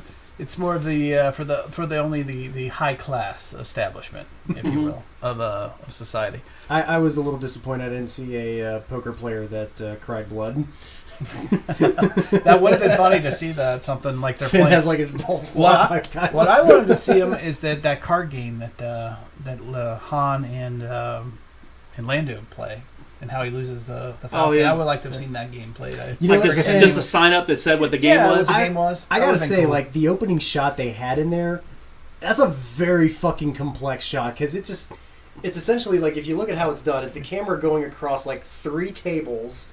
Right Extreme to zoom the end, in, yeah. but basically it's going through all the tables and all the players to get there. That was a very fucking difficult shot. That may have been the best looking shot in any Star Wars movie. It was great because you got to see all these different aliens and creatures, and obviously they're high society, high rollers, but it's just that variety, that cantina feel, which I love. Oh my god, that little little diminutive alien, the Puts- drunk guy that like throws up on BB-8 and like starts putting coins in BB-8. Because it was really funny because when BB-8 rolled up, Yeah. if you look to the other side, There's it was bigger ones that looked like BB-8, Yeah, they for were bigger big people. slot And, machines, and yeah. that little creature, I don't know if you noticed, he looked up at it like, I can't get to that one. And then he looked over and BB-8 rolled up and he's like, my size. he's like, he puts it in, he hits him. He's like, why aren't you doing anything? And then you can tell he just keeps putting it in. He just keeps putting it in because like later on when his BB-8 rolls around, you can hear the chains He's got going like around. a fucking like bank in him. Yeah. They also have alien horse racing. I did not get a chance to do my research and find out what the breed is called. How dare you? I know. I've let God, you you down. call yourself a fanatic. What can I say? Surprised you didn't know the name of these horses before we saw it Friday. I probably should have. That's my bad. But anyway, so they have these alien horse racing. Well, it's good because we're not putting this podcast up until Sunday, so. Yeah, I got time to edit, huh? Yeah. Oh, I can do a little retcon. There we go. Podcast Rogue One. The fan edit. Retcon. He puts if he was a 45-minute podcast before this one. Just And in the end, all three of us die at the end of it before we post it. There you go. So they go out on the balcony, watch the horse racing, and I guess Finn's he's taken back by the city, and he loves it. He's like, this is great. This is amazing. It's like somebody's first time in Vegas. Yeah, it's like, this is awesome. And then she's like, no, look deeper. It's like Right, closer, because she's looking at the behind-the-scenes stuff. Right. While he's enamored with he's the glory watching of the lights lights. from like the glamour. wide shot, which you just see the racing, but then he tells him to like look through binoculars. He looks through binoculars and sees them like essentially like electric whipping the horses as they're running. Yeah, and then shows the scars on them. Again, I gotta ask, Ryan Johnson, are you a vegan, animal rights activist? There's a lot of these scenes in the film. Maybe, or it. Especially if you in Rebels, they're big time animal lovers in Rebels. In fact, Ezra's even got a special connection to animals as a Jedi. So it seems to be a common theme here of late. Whether I'm not sure where it comes from though, but it could be Ryan. I don't know. But yeah, she shows him the dark side or dirty side of Canto Bight, the animal cruelty, and she starts talking about, well, obviously nobody gets this rich unless they're selling weapons. And so she reveals to him. Unless they're selling weapons to the Empire. Or to, not Empire, what is it? The First Order. To the First Order, right? Is what she says. Right, that's her view of it. So all of a sudden, that's Finn's view. That is Finn's view, yeah. Suddenly. So it's a lot of that's another theme is there's a lot of peeling back of facades. Well, that was a very political. It was a political statement. Yeah, I'll agree. But it wasn't over the top. No, it wasn't over the top. And I'm perfectly fine with that. It didn't feel like it was trying to make an allegory to anything else. Correct. It stayed within the story, I thought, and I'm fine with that. 100%. The story. It was a political for their own universe. Correct. Yeah, right. Exactly. Yeah. So we switch back to we're back to the island again, and Luke, Rey's starting. She starts off with her staff, like Abrams, back to the island. Yeah, and suddenly she goes from the staff and goes. It's like she suddenly realizes, and I think even Ryan Johnson said this in one of his interviews. He's like, well, she realizes, hey, I got Luke Skywalker's lightsaber, and switches over to the lightsaber, and starts playing around with the lightsaber. Doing all the moves. And she did that pretty fast too, because if I'm picking up a lightsaber and I know that the damn thing could cut me in half, I'm not twirling it like a baton the instant I pick it up, because that's what she started doing there. And she's like, look what I can do, and then all of a sudden, then she was using it. I was like, shows the Force abilities. Holy with her. crap! Yeah, 205 flippy shit. Yeah, pretty much. And then the reptile nun scene. Dude, that is so funny. That's so funny. Dude, those little monk, because earlier she blasted a hole in there immediately over there trying to patch it. I don't think they like me very much. You shot a hole in their huts. What do you think? Yeah. Because you can tell they were bitching while they were putting the stones back. And then this one... She cuts the rock off. Cuts the little wheelbarrow. Rock smashes right out the wheelbarrow. And all the one nut had left with the two handles left in her hand. Yeah, they both look up, and she's holding her lights, and she's like, turns it off and nuts up. Oh, so funny. Good I like the fact that they made Rey fuck up and made her like a punchline in that. That was a good moment. It's good placement of humor throughout Star Wars. Well, it's funny because even if you're a hero to somebody else, there's always somebody that doesn't like you. That's true. Yes, that's a good point. Yeah. That's a very good point. It's just like she plays the hero for everybody else, and everybody likes her, and blah blah blah, except for these reptile nuns because they don't like her because she just destroys everything for them. Fucking break this whole island, this sacred island. And Luke is bitch out of here. Luke's also watching her from afar the whole time, and then once Rey looks up, then he turns around and walks away. But he was watching her seeing how good she is and how natural. You could tell. Yeah, you could tell he was like startled by like how good she was. He was like, "Holy crap!" He's watching her natural abilities and talents. And Yep. like, yeah. Then Luke just takes her back up to the top of the island, and it kind of gives her a history lesson. He brings up Darth Sidious. He brings up how the Jedi were taken down. He basically went through the whole prequels real fast.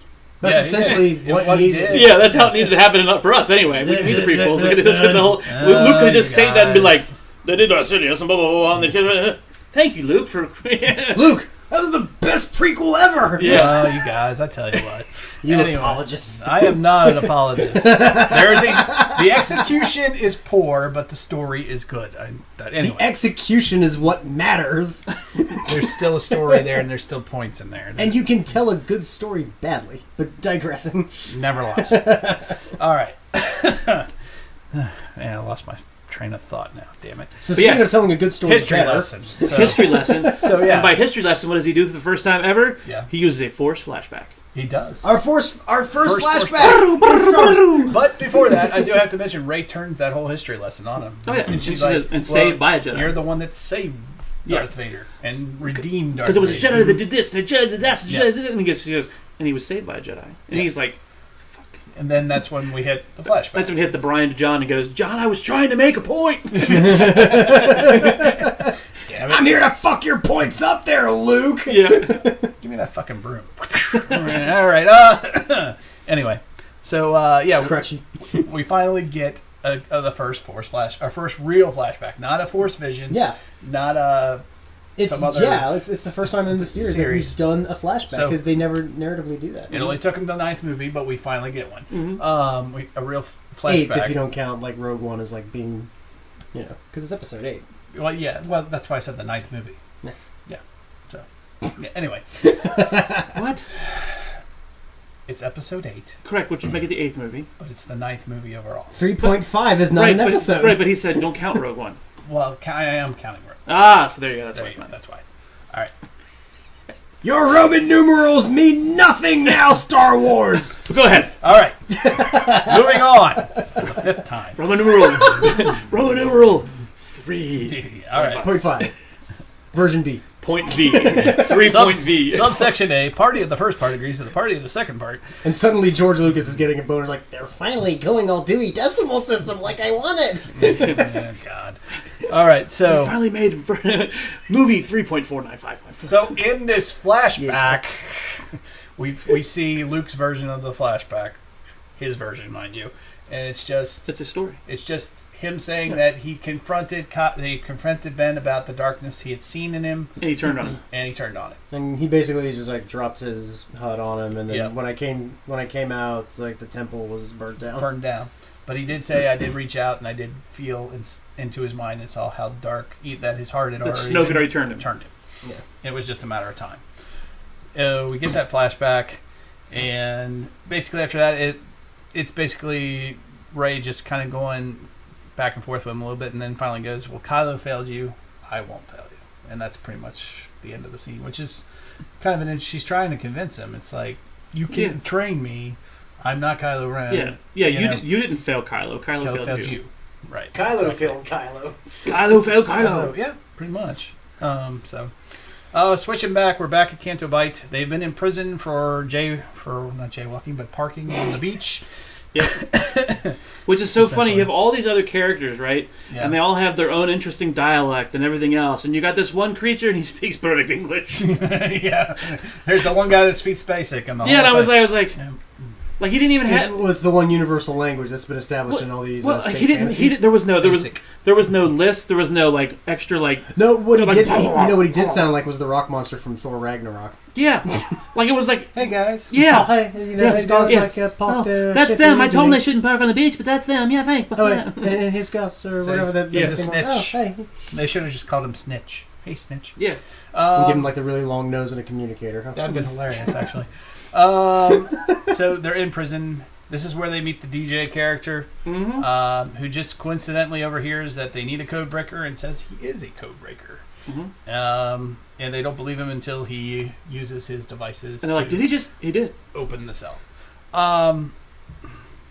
Here's my Howard the Duck collector. So, real quick, do you think that the Empire maybe planted him there? No. Or the No. First Order? Or it's just random? Yep. Random. Okay.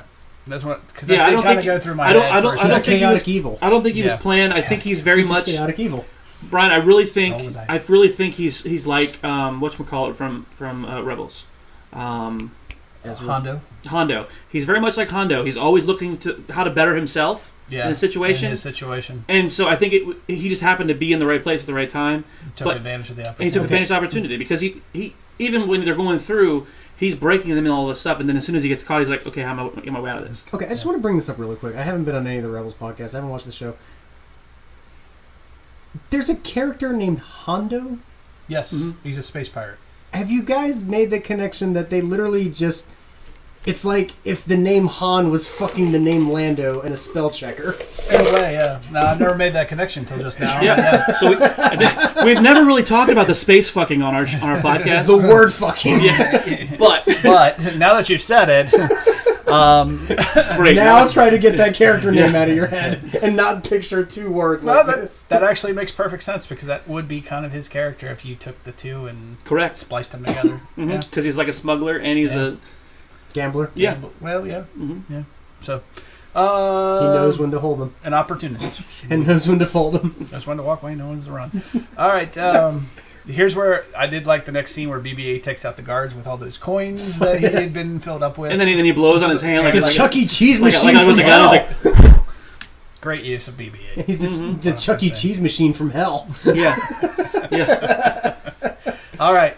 And then DJ calls him. He says, "What's your story, Roundy?" Roundy, and suddenly they're partners Yeah. in crime, literally. Oh, you have money. I'll take your money. Yeah, and you see him picking up being the opportunist. Mhm. There he is, picking up all that money.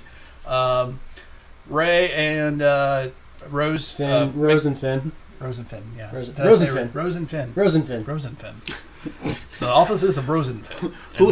It was Rosenfin. No, it's Rosenfin. Farms. Rosenfin, our 78th president. Rosenfin. President Rosenfin.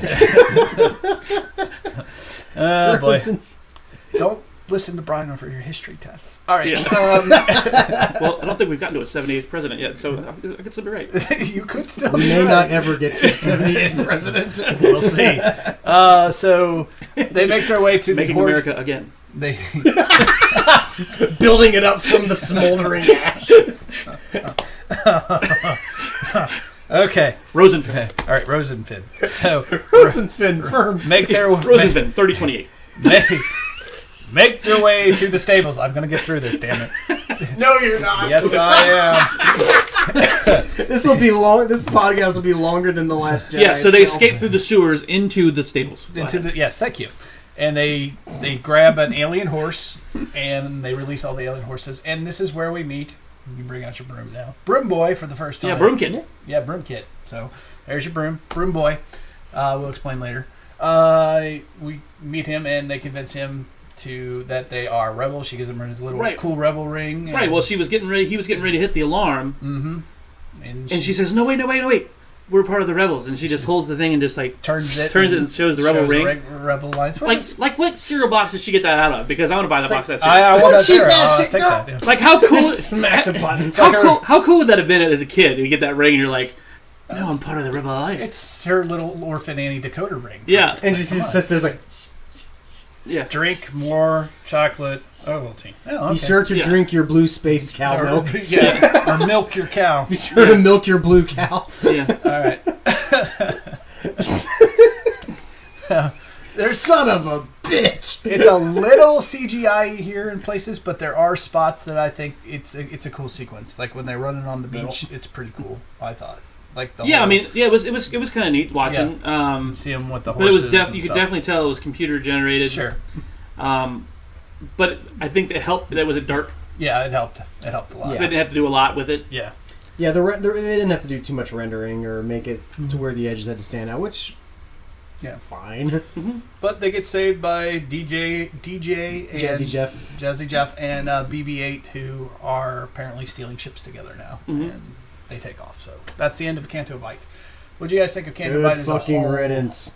Because we don't come back to it again. Yeah, we don't come back to it. However, I do think we're gonna have a whole movie. Instead, maybe a Han Go back and Han No, Solo? I don't even know if it's gonna be Han's, but I think we'll have a movie. Where Canto Bight plays. Canto Bight plays a part just because of the time that Ryan Johnson put in to that whole planet. Mm-hmm. I really think that that's going to be like a jumping point for a different one. I could see that. I'd like to see a lot more of it. I think they could do a lot because more. like we were talking with the Codebreaker. Yeah, he looks like it put too much effort into him and what he. And he was nothing. I'm gonna have to look at the credits. Who was he? He looked like an actor. I'd seen someone. He looked before. like an actor. He looked like one that had seen something. Smart ass. He really did. He really did look like an actor. And down to the T. Every shape and form. It's like that was such a convincing performance. He almost looked like an actor. He's been in something else. I'm pretty sure. True. Well, you know what he looked like? To me, he looked like Tony Stark's dad. Yeah, very much so. Yeah. John Slattery. Yeah. Stark Senior. I forget his first name. Is it Howard Stark? Howard Stark. Mm-hmm. Yes. Yeah. You're right. Very much so. But yeah, I could definitely see him in a future Star Wars movie or something, book or something. Yeah. See what you find, John. I'd like to know. To the IMDb. So we're back at the island again, and Luke, probably by taking all the crap from Rey and everything else that's happened so far, finally decides to open himself back up to the Force. Mm-hmm. He goes up to that meditation rock. He doesn't sit on it, but he lays his hands on it. And suddenly you see that icon in the bigger room change. Well, it didn't change. It kind of did. Who is it? Justin Theroux. No kidding. Yeah. No shit. That was Justin Theroux. Huh. Which I always know him as the guy from Mulholland Drive. And the guy that wrote Tropic Thunder. Yeah, I thought he looked familiar. Okay. Well, there you go. Then there's even more evidence that we might see the Codebreaker again at some point. But anyway, getting back to he's laying on the hands, and suddenly it looked like the water rippled. The sand. I think it was sand. No, it was because it's water on top of it. It's a pool. It looks like sand to me. It's a pool, and the water on top of it starts rippling because he's trembling. Because you also see the rocks rise a little bit. I see the rocks rise, but I thought it looked like to me, and this is the way it looked to me, and I could be. I mean, you're probably right, but to me, it looked like it was like one of those sandboxes, and it suddenly made a different picture inside the circle. I couldn't tell what it was yet, and I'll figure it out. But it looked like it was changing. That's because it was the water rippling. Really quick, I had Justin Theroux still on my page. And apparently last year he was in Zoolander 2. No joke, his character name is listed as Evil DJ. That's pretty funny. His character name is listed as Evil DJ. Well, there's a connection. We'll research that. I like that. But anyway, yeah, so something changed. Anyway, he reaches out and he contacts Leia. And we know because Leia, suddenly her vital signs start peaking. And she says Luke, he says Leia. So they make that Luke-Leia connection again through the Force. Right, because she hasn't been able to find him, she hasn't been able to connect to him, and she couldn't figure out why. Exactly. And that's why. Yeah. And the moment he opened back up to the Force, that connection was there again. And it was like it kind of woke her up too, because shortly after this, she's back. Mm-hmm. You know. So, but anyway, I don't know. It was just a cool scene to see him finally open himself back up to the Force, and now things are going to start happening because he did. And speaking of the Force, Rey and Kylo 3 here. Connection number 3. Yeah, third time they've connected. Yeah. Rule 3. This time around, it's a little deeper with Kylo, and he throws the parent question. Like, she throws a parent question at him, like, why did you kill Han Solo? Well, now, why would you do that? Crying, weeping. Yeah, so, like, there's... This is one thing that bothered me about their whole connection. Okay. Because they can see each other, and they can almost read their... Every time it gets deeper. Yeah, and they can almost read each other's minds a little bit, you know? Mm-hmm. Do you notice that he keeps asking her, he keeps telling her to say it? Yeah, she wants her... Say it. And then he goes, why did you? And he goes, why did I what? Why did I ask it? Why did I what? Like, you know what she's going to ask you. You know why, what she's asking you. Yeah, like... Why is it such a hard thing? Yeah, it just felt unneeded. He's fucking with her because he's sowing seeds of doubt in her, and he wants her to admit her greatest fear is that she is nobody. And that she does come from nothing. Yeah, but it just felt like every time they talk, it's like, say it. Just say it. Say it. What? Say it. Say my name, bitch. Anyway, say what? He got all like a Harvey Dent on her. Say it. Yeah, it was just weird. You can't handle the truth. Oh, sorry, wrong movie. Really wrong movie. Yeah. So, but yeah, Kylo throws he doesn't answer her question and goes, "What about your parents?" because he knows it's her Yeah, weakness. and he said, again. and he goes, he's and you're always searching for it's always searching for a father. You were with Han, and now you are with Luke. Yeah, he's throwing that shit right at her. Every time she connects with him, she gets a little bit more fucked up in the head. It's like, speaking of which, did he tell you what happened that night?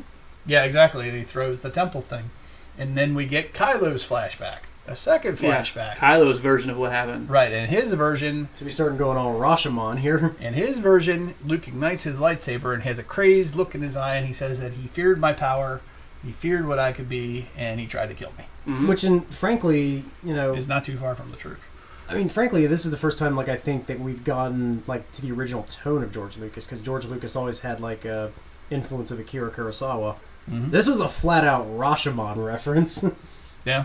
So philosophy-wise, I mean... Well, no, just like the whole, borrowing from... one story told from multiple perspectives. Mm-hmm. Mm-hmm. I mean, that's essentially what Rashomon is. Mm. Well, and that's the way they always say, there's always three sides to the truth. Yours, mine, and what really happened. What really happened. That's what we got. And that's what we get in this. That's what we get in this movie. Yeah, that's true. That's basically Rashomon. Yeah. So in Kylo's version, he's got almost like a dark side eye. His eyes are crazed look. Crazed look in his head. He's gonna kill him. He even has like the dark shadowing on his face. Like it's like he just looks like an evil version of himself. And that's Kylo's evil soul patch. That's Kylo's point of view of what happened. Yeah. Yeah. So, Rey then goes down into the after talking to Kylo, she decides to head for that, as you like to call it, Devil's Anus. I call it the Devil's blowhole. Blowhole. Sorry. But if you want to call it the Devil's Anus, you go right ahead. All right, I'll do that. Well, it's up there with the Sangina from Return of the Jedi. Right. Well, I mean, that Devil's Anus is what they called it in Thor Ragnarok. Yeah. Yeah. Or the Skygina from the Langoliers. Yeah. I would definitely call it more of a sand butthole, but anyway. The not so glory hole. Yeah, the not so glory hole. Anyway, I digress. Boy, do I digress. That's why you have us on the show. I know, right? So she gets drawn into the hole, literally sucked into the hole, the devil's hole. She face dives into the hole. Mm-hmm. Pretty much, yeah, and she falls into like the water, which is full of dead shit, and there's like was it full of dead shit? It was there was a skeleton of something in the water. Dead sea, I didn't see it. Dead sea creatures or something decaying in there. Anyway, comes out. I'm really just drawing the parallels here. But she comes out of it and she gets drawn to like this, I guess, glassy lava rock. Well, actually, or something. What it looked like to me, it looked like it was ice. Okay, I didn't think about that. Because even later on, when she puts her hand up there, and it fogs up. Yeah, it kind of thalls out, and then you see her face. You know what it reminded me of was that mirror palace from Conan the Destroyer. I've never seen that actually. No, never seen it. Sorry. Reference lost. An 80s reference lost. Yes, it reminded me of the mirror palace from Conan the Destroyer. Wizard, you're behind one of these walls. There's only 2 walls left. Get to the chopper. So yeah.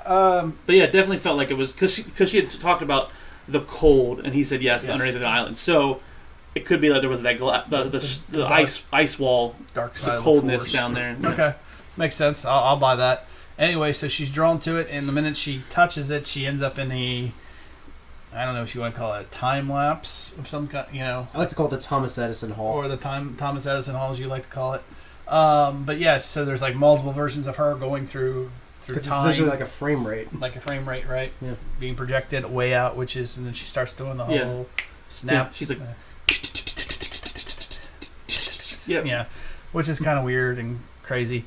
She's the Citizen Kane shot, essentially. Yeah, she's like, I know this doesn't go on forever. I want to find the end, and it follows all the way to the end. Because it's like she's telling a story to somebody. We just don't know who at this point. And she sees herself holding the Philosopher's Stone. No, that's not what happened. Let me make that very clear. But it was really cool when Boba Fett came out. Again, did not happen. Spoilers. So when she touches the rock wall finally, and it's fogged over, and you see 2 people become one, like shadow-wise, and then it's just her face. So it was like she did all that for nothing. Well, yeah, there was that shadow coming from behind, like it was like a lady walking up against the mirror, and you're like 2 people walking, like oh my god, they're gonna show us who her mom is, and it was the right height that she could have been Leia. Mm-hmm. Yeah, And we're like, what is it going to show us? What is it going to... And it was her. And I was like... Well, basically, like The Empire Strikes Back, like when the Yeah. mask comes off of Vader and he sees himself. Mm-hmm. I'm just wondering, what is that supposed to mean, though? I'm still It's- contemplating that one. I think it's very symbolic of her favorite Spice Girl song. Again, Brian, what do you think? Wow. I come back from that one. I think it's definitely the same thing as Luke. It was just showing what her biggest fear was. It's It's herself. Yeah. Yeah, okay. There you go. You know, so Reflection of it's herself. a reflection of herself. That could be. That's what it was showing. I will buy that, It wasn't actually. showing her what she thinks she wants to know who her parents is, but she really wanted to see what her biggest fear was. You know, really showing what her biggest fear was. There it was. Like the cave on Dagobah. You know what? I almost wonder if like the amount of rays that were there were the amount of days that she scrawled on the walker from Could Force be. Awakens. That's a good point. I like that. I like that theory. It'd be interesting to get Ryan Johnson's notes on that one. I don't think we're going to get any resolution for that until episode 9. Maybe not. That's a good point too. We'll find out. Hopefully get something. We'll see. But yeah, so all that temptation and no payoff for her. So she's pretty pissed off. And we're back and we find out that And so are the fans. the whole time she's been talking and explaining what's happening, she's talking to Kylo. Right. So this is Again. Kylo and Rey 4. 4, actually, yeah. So Jesus. a fourth connection through the Force. And then they decide, and there's a back and forth again a little bit. And they decide that they're going to reach out and try to touch each other. She's like, "You're not." He's like, "You're not alone." Yeah. Well, okay. So reach out and touch each other. Wow. But Is this the one where he has his shirt off? But no, that was the one before. But right, but so That's you've connection watched yeah. each connection. Not only have they've gotten this connection gotten stronger, the shots they've actually gotten closer in Yes. shots. Yes. So the first one they were down the hallway All from each other. Yes. And then the next one they were in the same room, and then the last one they were kind of close, and then now they're actually physically they're within arm's reach of each other. Yeah, and it's interesting. And it's like the connection just gets stronger and stronger and stronger. So they finally touch hands, and it's like both of them are seeing something happen, like through the Force. It's almost like the Darth Maul and Ezra through connection. the Kyber crystal? not the kyber crystal, holocrons. Holocrons. Yes, very much so.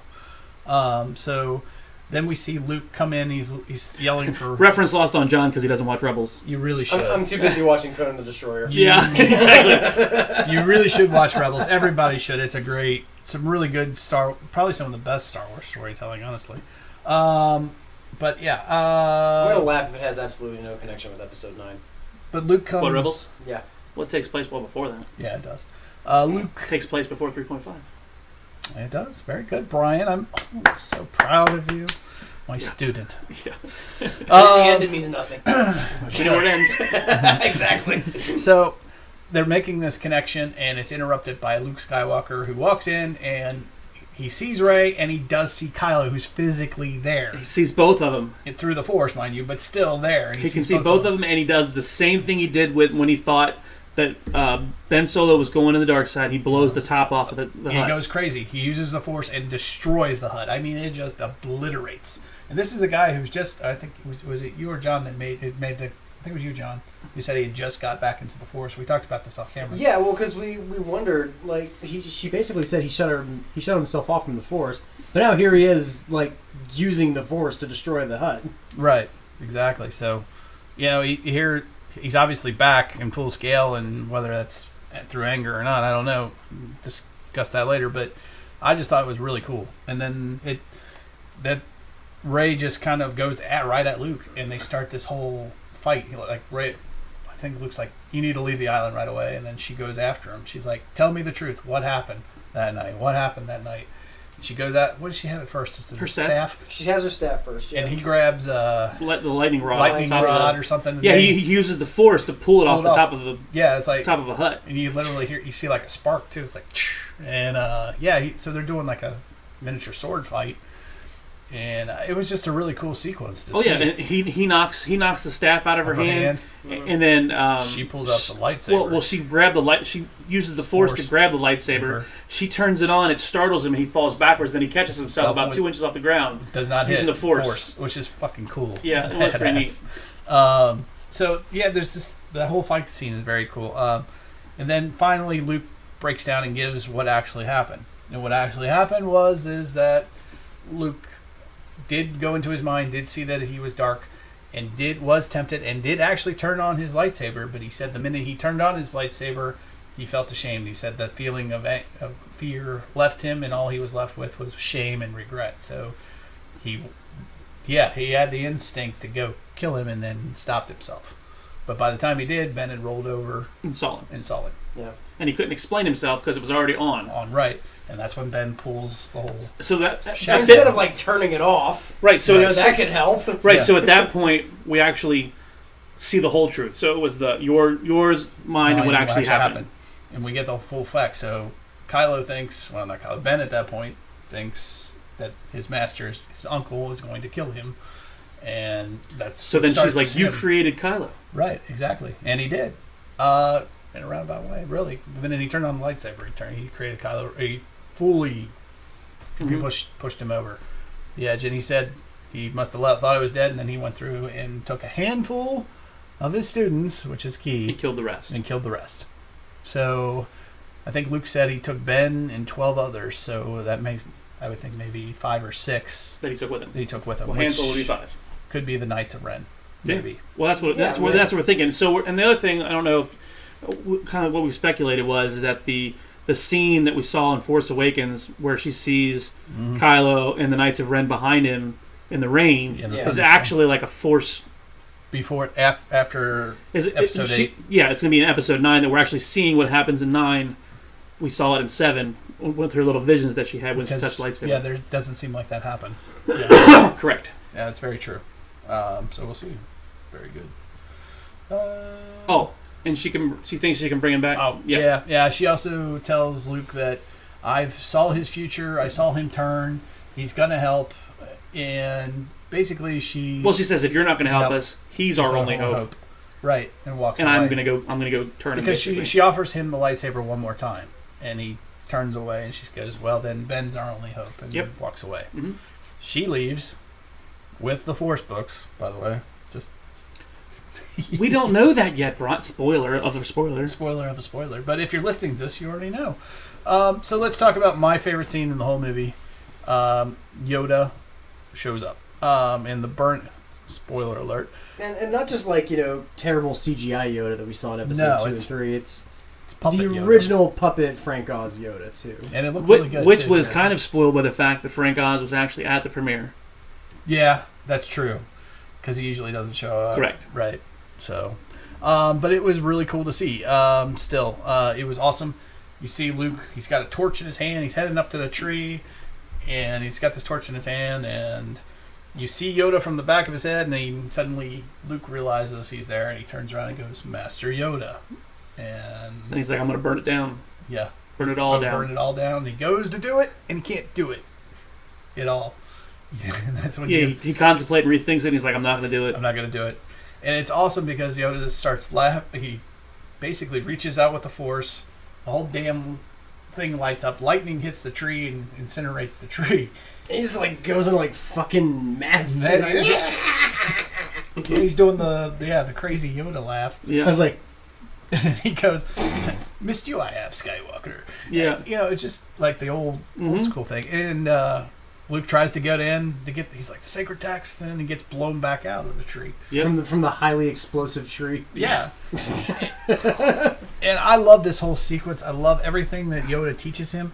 I mean, it's who better than Yoda to come back and give Luke Skywalker that last kick in the ass he Obi-Wan? needs. Other than Obi-Wan. And they obviously couldn't do Obi-Wan because he's not live, but right, they could have done a CGI. Or with like Ewan, at least. Yeah, well, that's why I thought that would have been awesome. I don't know. Maybe they couldn't get the family's permission. I don't know. For Alec Guinness, I'm not sure. Or just give Ewan like an older makeup job. You could. That might be, but nevertheless. Or his dad. I would have loved to have seen that. That would have been flipping awesome. But Yoda. Luke, I hate sand.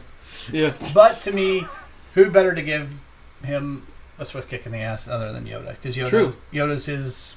Well, it was his teacher. His teacher, his main man. And I like the fact that it's, he comes back. He gives he gives Luke one last lesson, I guess is the word. And basically, he's telling Luke, you must move beyond the Jedi Order. He throws that whole horizon thing back in his face. He's like when he first meets Luke and he tells him why he can't train him. He's like, a long time have I watched this one. Always his mind on the future, always his mind on the horizon, never his mind on where he is or where he was. And he uses that line again in a slightly different order, which I think was flipping awesome. Mm-hmm. And he's basically telling him, you got to move beyond the Jedi Order. You have to. Yes, he goes, lost Ben Solo you have, yes, but lose Rey we cannot. And he's like, move on. And then he goes on about. I'm trying to remember exactly how he says it because it's awesome. But he goes, the whole I'm gonna lose it. But basically he says, use your failures to teach Rey as well as your strengths. Oh yeah, because he goes, lessons are good and blah blah blah is good, but failures are the best teachers. He prefaces it with the listen to my words you did not hear. He goes, pass on what you have learned, and that's when he goes into the whole failure. Failure is the greatest teacher of all. Mm-hmm. Use that as well. Just some awesome lines. Failure is the best teacher. Biggest challenge, and then he hits them with the biggest challenge we have as masters. We are what they become. So he says and that's kind of him and Yoda just kind of sitting there watching the tree burn. Right, and he also has the line in there where he goes, but Master Yoda, the sacred Jedi text. Rey already has he goes, real page turners. Yeah, he's like, read them you have, and he's like, well, and he's like, page turners they were not. That's right, I forgot about that.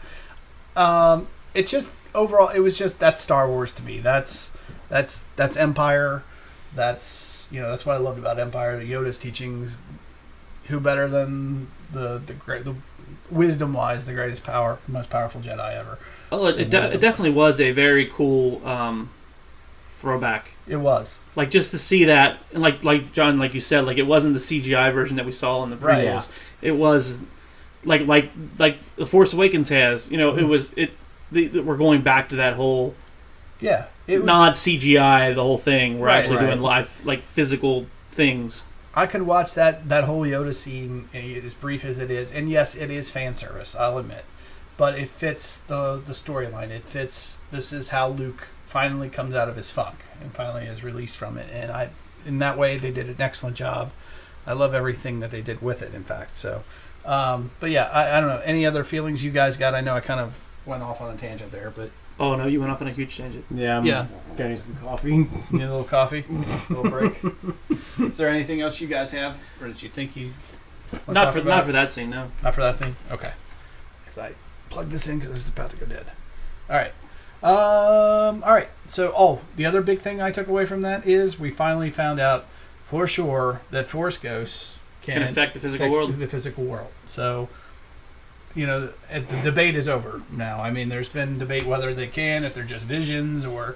Thanks, Obi-Wan Force Ghost, for not making some more interference there on the Death Star. Yeah. So now we know that going forward, which is kind of a big deal, really. We could see some... Well, it makes a big deal for Episode 9. Yes, it does. Because now... We'll get to it. When we get to it, yeah, it can help. It'll really... Yeah. So we're going to have another third part of a trilogy where we have an army of the dead come and assist the good guys. Yeah. So coming off the great high of Yoda, we end up back on the ship with Rose and Finn and DJ. And basically DJ's just like, I need to get paid. And I need your necklace to do it. He goes through it's like, what car did you steal? And you find out that it was a guy that was an arms dealer for both the First Order and the The Rebels. The Rebels. Right, So- and that's the thing where Finn was like, and they sold arms to the bad guys, and he's like, bad guys, good guys. Yep. And then and he's like, let's see what Pulling this up guy all the did, and he ships. pulls up ships. And Most he's like, of it's First Order. yeah, like 5 of them were for, and Yeah. then the last one was The the X-Wing. X-wing, and he's like, Yeah. or the Rebels. Yeah, what does he say? He says something like, "Don't join," and something else. It's his final. He's like, words. not Well, joining is the best answer. Or The, something the like only that. way to be free is to not join at all. not to join Right. at all. That's his There key you go. line. Chaotic evil. There you go. Yeah, roll the dice. So next scene is Poe pretty much walking in on Holden and demanding, "What's your plan? We're running out of Oh, and desperately. he catches her fueling up the escape the pods, and he's escape like, pods. What the "That's hell?" your What are you big doing? plan." What are you doing? He What's starts your big kicking plan? the What's your big chairs plan? around and shit. It's such a plan. She throws him out. That's pretty much all that happens, really. But God again, damn it, Poe. But again, we're showing that tension that it's coming basically to a bullying Mm-hmm. point because he's talking to Finn and Rose saying, "We're almost there. Buy us some more time." Mm-hmm. You know, things are moving along. Next scene. So Rafe, who has left, puts herself in an escape pod and basically jettisons herself to Snoke's ship. Right, she has Chewie Yeah. come jump out of hyperspace right in front of the Snoke ship. Yep. Drop her off, and then Chewie She's- hyperspace Get right back hyperspace out. right back out. But she comes in basically Again, through some unguarded, unassisted through the hangar big doors. giant hangar door. She That's does Yeah. get a TIE fighter escort. I'm not sure that was for her. I think that was just the TIE Again- fighters flying around the ship. So yeah, Yeah, it was, because we're they going come through in the that scene. hangar. We're like, wait a minute. So basically, she could have put herself in one of these things. But again, hangers. You know, unguarded. the escape pod could have gone down there, and then Kylo looks down, nuke, boom, over, and she's still in the escape pod in the Falcon as it's going through hyperspace. But I will say that I will say this overall from a Star Wars perspective. This is the first time we see the Millennium Falcon use a escape pod. True. So there's Yeah. something new there, something new, kind of cool there Mhm. going on. Okay, so finally, Finn and Rose and DJ get to the shields of the whatchamacallit. I don't know why they don't go to the hangar, but anyway. Yeah, it's wide open. Fucking hangars are wide open in these movies. Just go to the hangar. But he shows off his skills. He's typing in a bunch of shit real quick too, might I add. Yeah, into his graphing calculator. Yeah, to his graphic calculator. His Tandy computer. Yeah. Pulls out like 1,000 keys and finds the right one and slips it in, and there slips right through their shields. Mhm. And then they do the typical Empire / First Order when something's wrong with your screen, you just tap the screen and it fixes it. You're like, oh, there's nothing. I lost the bleeps. I lost the creeps. Yeah, I I love lost the sweeps. The what? The what? And the what? Because that's what happened that's what happened in an episode of Rebels. Yeah, same thing. Same What thing. the It was hell? like the glitch on the screen. He taps the screen and it goes away. He's like, okay. creeps. Yeah, it's fine. I guess I should report this. Probably not. It's not a big deal. Yeah, Hate my job anyway. radars are stupid. It's not the job I wanted, so fuck this First Order shit. So next scene, Poe and Holden, the mutiny happens. It finally comes out. He's like, he basically he tells her about his big plan with Rose, and she shoots him down. It's like, you're crazy. It's a dumb plan. Never gonna work. And when he hears that, And she's kind of right. she is right, but he turns around and he actually does an actual mutiny Mm-hmm. with Carrie Fisher's daughter and a few other people. Mm-hmm. God damn it, Poe. Takes control of the ship. Yeah, I guess I saw it coming, but I don't know. I didn't think he'd be that bold about it. I mean, he really is very passionate and very forthcoming with his. Yeah, and it was still his plan. Yeah. And it was his plan that he's thought that as he's thought he's learned from Leia about looking into the bigger picture. So he kind of was looking at the bigger picture, and now he's thinking that she's not looking at the bigger picture. This is my plan. Why aren't you looking at the bigger picture with my plan? Why aren't you looking Yeah. at my bigger Yeah, picture? yeah, and And it's just a conflict of interest, and he just decides to take. If he matters just in his simply own was like, hands. hey, what's your plan? Is this your plan? No, this is my plan. Oh, okay. So, afraid you're. God damn it, Poe. Afraid you're gonna say that. Stun guns out. Yeah, so it's interesting, I guess. I don't know. I just bold move. Next scene, well, actually, before this, you got Rey, Finn, and Poe walking around, sneaking around the First Order. They decide to put a Rose, box. Finn, Rose, Finn, Rose, Finn, and BB-8. Yes, Rey, Finn, and Poe. Wow, they just like immediately Sorry. like Yeah. hybrid. I actually read ahead of line. and they go and they They put a box on top of BB-8. Well, they make it to the laundry room, and so we see this scene Oh, where yeah, it I looks forgot like it's a spaceship with fog coming around it. You're like, wow, it looks like an iron, and then all of a sudden it is an iron, and it's ironing uniforms. Which is a great nod to the Hardware Wars, the original Star Wars spoof, way back when. Right. So and, Those little, like, and they iron do arms that, are just and sitting then there going and it's down, like, I hate my existence. yeah, and then Finn sees the black garbage can there, and he empties out all the trash and then puts it over top of BB-8. And BB-8's just running into stormtroopers and Yeah. shit. And this is the only time the first of only 2 times we get to see the evil BB-8. There he is. This has BB-9E. This has more screen time than BB-9 right now. So, anyway, he does a scan and kind of figures something else is going on. And then we transition to an elevator we see going up, which is the next scene, which is Kylo and Rey in the elevator ascending to Snoke's Throne room. This scene to me had a lot of felt a lot like Jedi to me. Well, it almost had the same lyric. Same dialogue. It was, yeah, except where they're walking across Endor. That this is just in the elevator, which is more efficient, I guess, to the storyline time. But I don't know. What do you guys think of the whole back and forth between Rey and Kylo on this one? Oh no, it definitely felt. Join me. Yeah, you know. It definitely felt just like the. You talking about just the elevator scene? Yeah, just in the elevator. Yeah, just in the elevator scene. It felt just like the Luke and Vader scene. Yeah, like I can sense, I can feel your torment. Well, I know you're going to turn. And then he's like, "Well, I saw your future. I know at the right moment you're going to turn." And it's like, yeah. Well, and the funny thing is like this is how you do a nod to like older dialogue in a movie, which again I'm gonna harp on Abrams, but for Star Trek Into Darkness, as opposed to like lifting one of the most sacred pages of Star Trek, lore and just changing character names, which was fantastic, by the way. Great part of that movie was him using come on. So yeah, I mean this is how you do an homage to another scene. But yeah, it was very reminiscent, I thought. I was like, yeah, this is Vader and Luke all over again. So we switch back. DJ is doing his short-circuiting, trying to break him in to get to that sensor that tracks him through hyperspace. Turns out he wanted that necklace the whole time just so he could short out the system. And then he gives her back the necklace. So a moment of heart for DJ in all this. So yeah. he's maybe not quite the scoundrel... Right, and you get to see Rose. You get to see her, and she's like, "He gave it back." Yeah, like a moment of trust is starting to build. Mm-hmm. So on and so forth. So I just thought that was kind of cool. Holden and Leia take back the ship. This is basically them. She kicks over, like I guess, which I gotta point out something that I'm pretty surprised people. Neither of you two caught on. Okay.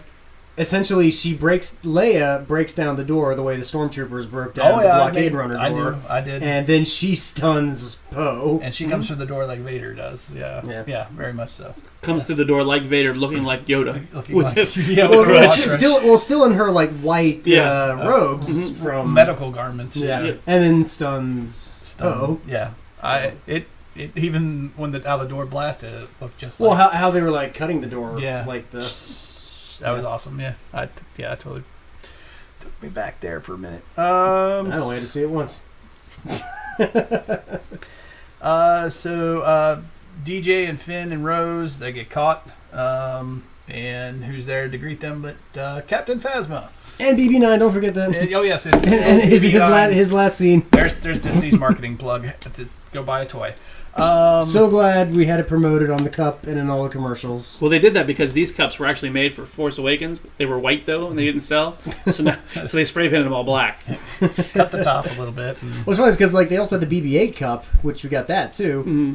And I was just like, I was expecting like from all the commercials and all this, I was like, I'm expecting more of like BB-9. Well, even there's a Verizon commercial out there. Yeah. That BB-9 has more. There's two of them, and that he has more screen time in those than he did in the movie. Yeah. There you go. But yeah, we see Phasma return. Just says, nice to have you back. Yep. FN 1128.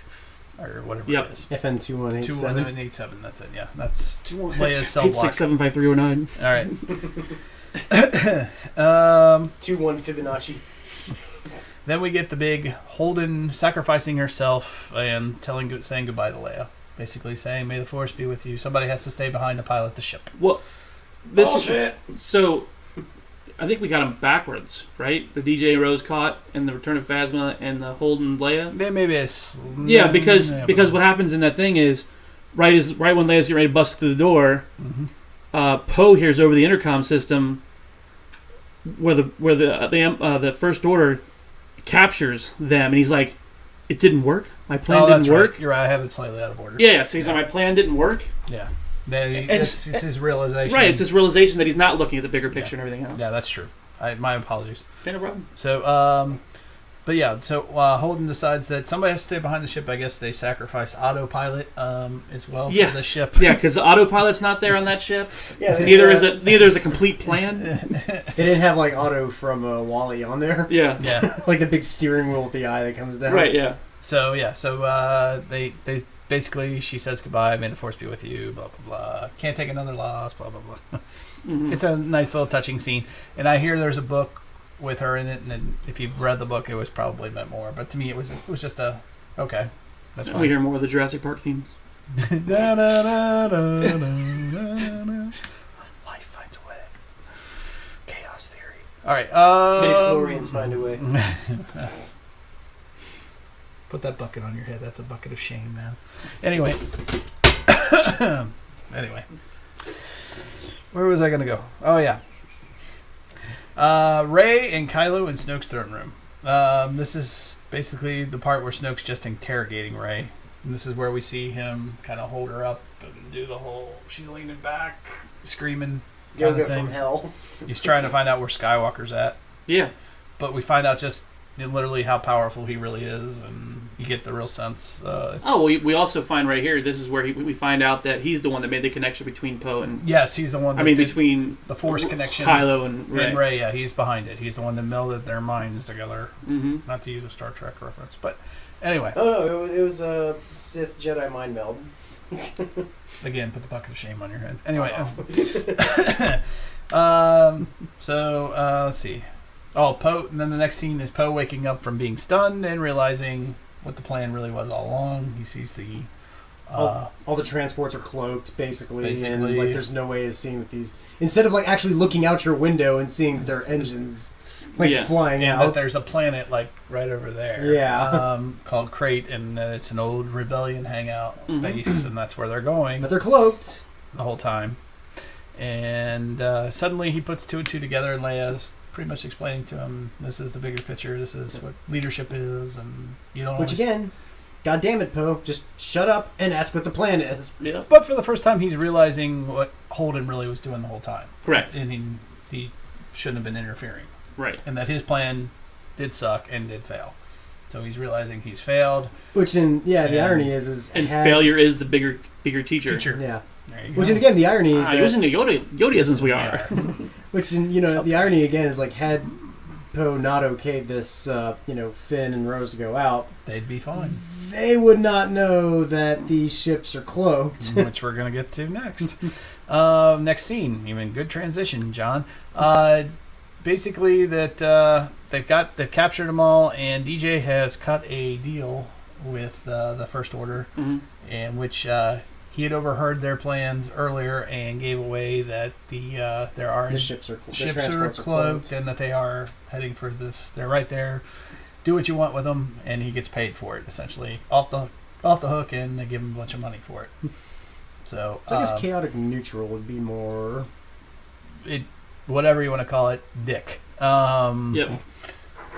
Out for himself 100%. I think John and I think we've mentioned that this guy is Han Solo without the heart. He's the evil Han Solo, kind of. If there's a dark version of Han Solo, this is it. No remorse. No remorse. It's going to be like the little kid that Han betrays in this prequel coming up here. Although I think we'll probably see him in the third movie. Yeah, we probably will. Do you get that whole line? It's like, well, you're blowing them up today. They're blowing you up today. I'll blow you up. You blow them up tomorrow. Blah blah blah. Yeah, they're blowing you up today, you're blowing them up today. They'll blow up you up tomorrow. Whatever. Yeah. So we'll see. And he calls them. I don't know. It's. He's like, you're wrong. And he's like, it could be. Could be. Maybe. And that's pretty much where that ends. And then the next scene is them shooting on those transports and starting to blow them away. Right, because Huck says, "Oh, he told us the truth." Huh. Be darned. Fire one ready. Like, look at that. I looked out the window. Yeah. Hey, look at that! He told me to look out the window. Look what I see out the window. Hey, there's ships. Yeah. I looked right out this cargo bay that's wide open. And so this very desperate rebellion, which is 300, is slowly, one by one, getting smaller and So smaller. we had like 30 and smaller. ships. There's like plucking them off. As they run out of gas. Well, that the whole time, yeah, that's Right. going on. But at least they're transferring to the bigger ship, leaving Right. maybe one person behind. Now they're taking out 50 at a time. 30, 50 at a time. Mm-hmm. You know. What kind of reminds me of is Monopoly. Is you have the one person who has all the hotels and everything, and you have a lot of cash, but Yeah. eventually you're going to run out of money. You can only go around the board Yeah. so many times. Yep. Before you're going to run out. All right, next scene is the big one. I know it's your guys' favorite scene. It's my second favorite scene. So back in the throne room, this is basically where I'll just say Snoke is basically, he has Palpatine's overconfidence problem, except I'd say more. He's Mhm. like, Well, his pupil ends up betraying him. he's well that, and but he's also the Emperor's biggest weakness was his overconfidence. Luke called him out on it from the beginning, and it was right. It was he thought he's got this plan. They're here. I'm going to trap them. I'm going to destroy the rebellion. Luke's going to turn, become my new apprentice, and kill Vader. And he almost succeeded, honestly, but he underestimated Vader's Anakin inside Vader and the love for his son and bringing Anakin back out and turning him back. Right. Well, for me, this scene wasn't so much about the overconfidence of Snoke, Mm-hmm. but the superiority of Kylo over Vader. Yeah, and also the just ability to I was gonna mask bring that up, ability too. to mask his thoughts while he did it. Only let Snoke see what he wanted him to see, because he was like, he turns his lightsaber, and he didn't turn his lightsaber, but he turned the one on the throne, and he's like, he ignites and kills his one true enemy, His real enemy. and he's like, I was like, and he ignites the one that's right next to Snoke. that Yeah. aimed the at whole him. time. He used his own arrogance against him, and he used it brilliantly. because Snoke told him Yeah, the weakness. I can see the thought is in your head. I can't be betrayed. I'm unstoppable. Well, he also told You him in know? the beginning, part of his training lesson, like the little thing he told him was, Yeah. use their weaknesses against him. Yeah, and that's true. He used And the frankly, Snoke yeah, lesson. I mean, that's what I loved about this. Like, granted, Snoke and Kylo only had these two scenes together, but you got more of a sense of him, like, browbeating. yeah, just basically just like breaking him down to the point that he doesn't just want to be like Vader. He's had enough of this manipulation and this like calling him out and calling him weak all the time. And to Brian's point, he is doing the one thing we always wanted Vader to do as a bad guy: take out his master and become the ultimate bad guy. Before it takes him, like, my son's getting hurt here. So this is what could have happened with Vader had he not had kids. Okay. So this at home kid, don't have kids. Lesson learned. From three fathers comes. Yeah. All right, but yeah, so Love you, Love you, baby girl. yeah, not only does he put the lightsaber through Snoke, then pulls it through Snoke, chopping off his hands and cutting Snoke in half. Pretty effective. Way So to- awesome. Snoke's gone. surprised by me, obviously. This is like a Return of the Jedi. This is a part 3 thing you do. You don't do this in the second movie traditionally, which is that's- great. I'm not complaining, but just saying. It was so badass. It really was. And it really tied in a lot to the themes, which I'm glad they stuck with. Yeah, it was. I was I'll get to those points later. pleasantly surprised. And then what happens next is even cooler, because then you end up with his guards, like is in his version of the Imperial Guards, Which- basically fight him and Essentially, I've Rey. wanted to see since Return of the Jedi, because all you have are those red guards. There's like, we're going, bye. Yeah, God. That was it. Now we actually get to see how badass these fucking guards These are. guards are, which I'm thinking are somewhat force sensitive because they're having so much trouble with these guys. I mean, they're effective killers. Well, they were using lightsaber ropes and shit. Shit, yeah. Well, then again, like the TR-8R guy had like the thing that actually stopped a lightsaber too. So yeah. And to be fair, we also saw lightsaber access earlier. Right. We didn't bring it up with Finn. When they were going to execute him. Finn and We Rose. did see it cut her hair. Yeah, we did. So Yeah. So they have some weapons out there of that nature.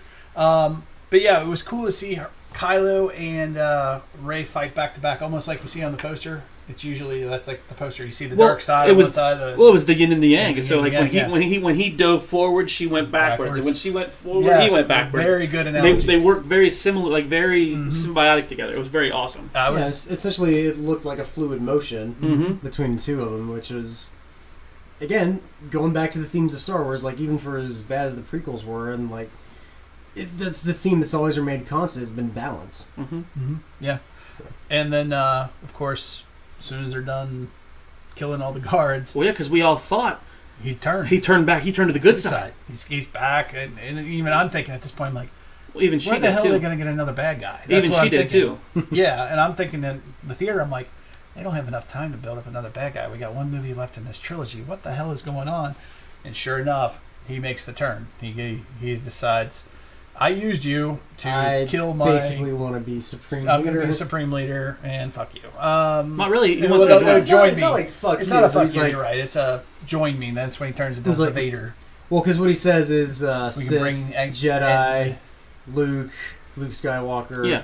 Snoke, kill the past. kill the past. Yeah, and Yeah. He echoes Vader too. He goes, "Join me, and we can end this destructive conquest." It's Yes, the we can same- rule together. Rule together. It's the same As line. brother and sister, I know. as Or- half siblings. or cousins. Just saying, could still be. Anyway, we'll see though. But yeah, so great scene overall. Brian, you said it was your favorite scene. Oh, this is No, by okay. far my favorite scene. But Yeah. like we talk about in every podcast that we do for Rebels, Yeah. if there's a lightsaber scene, it's typically my favorite scene of Scene. the whole thing because that's what we used to do as kids. You know, you Yeah. got a lightsaber and everything else. Lightsaber. That and the battle scenes, you know, the space battles and the vehicles. Those are Right. always my two favorite things about Star Wars. Yeah. And again, in this one, the whole lightsaber duel. I mean, this one was so well choreographed. It was pretty badass. Yes, it was. This is probably New kinds of weapons. This was probably my favorite lightsaber duel out of like all of them. all the lightsaber duels. Well, because it had the Even most. Phantom Menace. Well, This one had the most character development, and actually Yeah, felt like it had I a connection to the story. I think this one was probably my favorite. It didn't feel like it was just inserted to be inserted. Yeah. Yeah, Phantom Menace, for as cool looking as it was and as well choreographed it is, only served one purpose: kill off Qui-Gon. Yeah, That was Yeah. it. but I and cut your villain. Cut like your coolest looking villain in half. Yeah, and I was like, He So, came back. but It's this all one, right. I really did think that this was so well choreographed, and it's probably my favorite lightsaber Yeah. out of all of them. Okay, John. What? I know it was your favorite scene too. So, have you got anything else you want to add to it? I think we covered it. Okay. And I'll tie in more of the themes and everything later at the end. All right. Very good. Except I'll say this: Snoke really enjoyed Kabuki theater, or like he was getting ready to put on some kind of musical the red number there. drapes that end up burning away. You know, that's kind of like what I was between the robe and all the curtains and all the elegant costumes and everything there. The guy must have really loved some show tunes. I mean, he was ready to put on some productions in that, He's in that room. like all of a sudden he gets his top hat out. Yeah. He's like, "Hello, my baby. Hello, my Snoke's baby." Rogers and Hammerstein geese and I will. chicks and ducks and geese better scurry. I will say what. Jesus, John. I'm trying not to lose it. Little baby doll Jedi. There's no business like Snoke business. Yeah, like No Snoke business. business. Nice. That's good. So the only other thing I will point out is when they turn her to the little viewing thing and they show.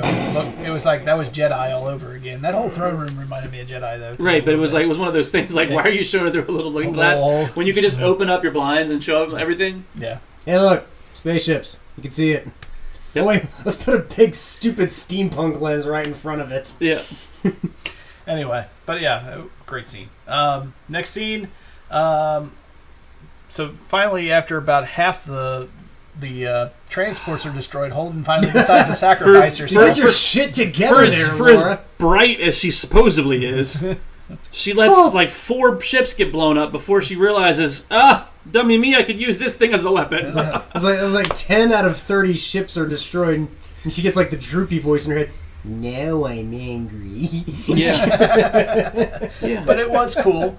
It was cool to see it. You liked it, John, because they actually used silence. Well, yeah, the second thing you have never seen in a Star Wars in space, silence. Because she basically aims her cruiser right for the wing of Snoke's ship, and the second she hits it into hyperdrive, it like splits the other Star Destroyers behind it, splits the wing, and for a brief moment you get silence, which in the other time you had it too is like the silence before her and Kylo would have their connections and everything too. That was essentially like their ringing, like because everything would go hollow and the sound and everything. And you know what's funny was as cool as that scene was, and it made me feel like crap. The sound just went out in this movie, and you're like, well, because that happened in our theater like right beforehand, like right. for like about a good 10 minutes of the commercials, there was no sound. Yeah, like so I was worried too. Yeah. So like, with as much stuff has happened when we've gone to the movies. Like we went one time and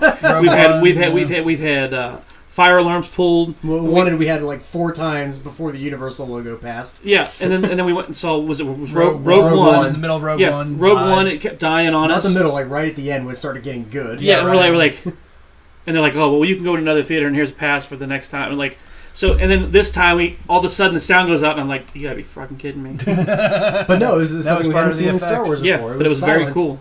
And we also get another thing there too, which is slow motion. So 3 things that Star Wars has never done has been done in this film, and that's silence, slow motion, and flashbacks. And only because we've just recently seen it at Rebels. It's the second time we've seen something go through something in light speed. Correct. It's a new thing, but it's pretty damn cool. But now we know. You mean other than Anakin? What do you mean? Into Padme. Yeah. In light speed.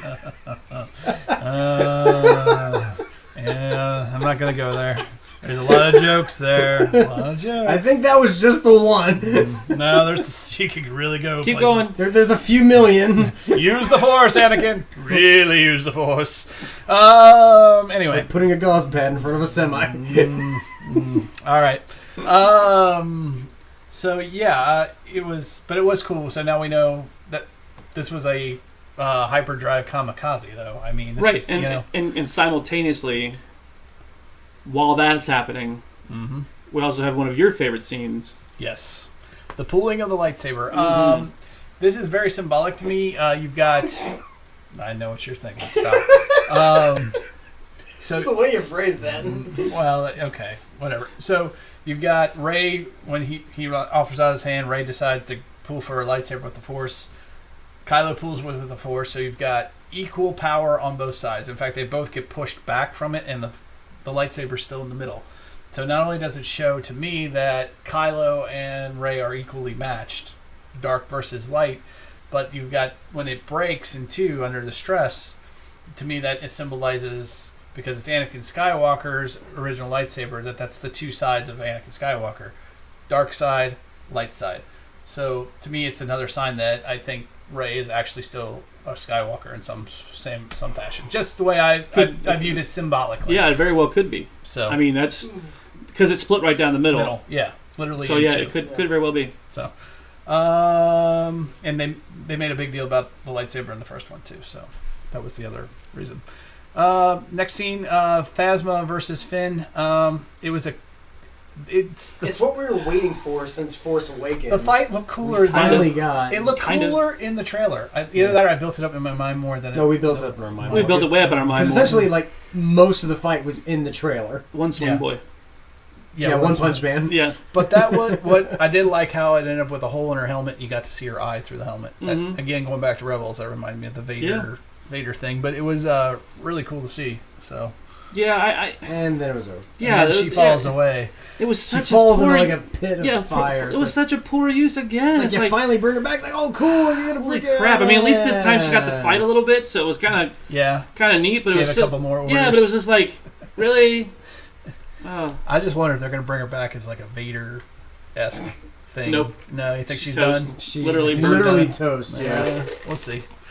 Until you find out, like, episode 9 is like her and the debris floating around. Then she does the Leia thing where she just pulls herself into like a fucking ship. Well, actually, it's not even her. It's one of those metal collectors, and it's just a giant magnet and pulls her from space. I would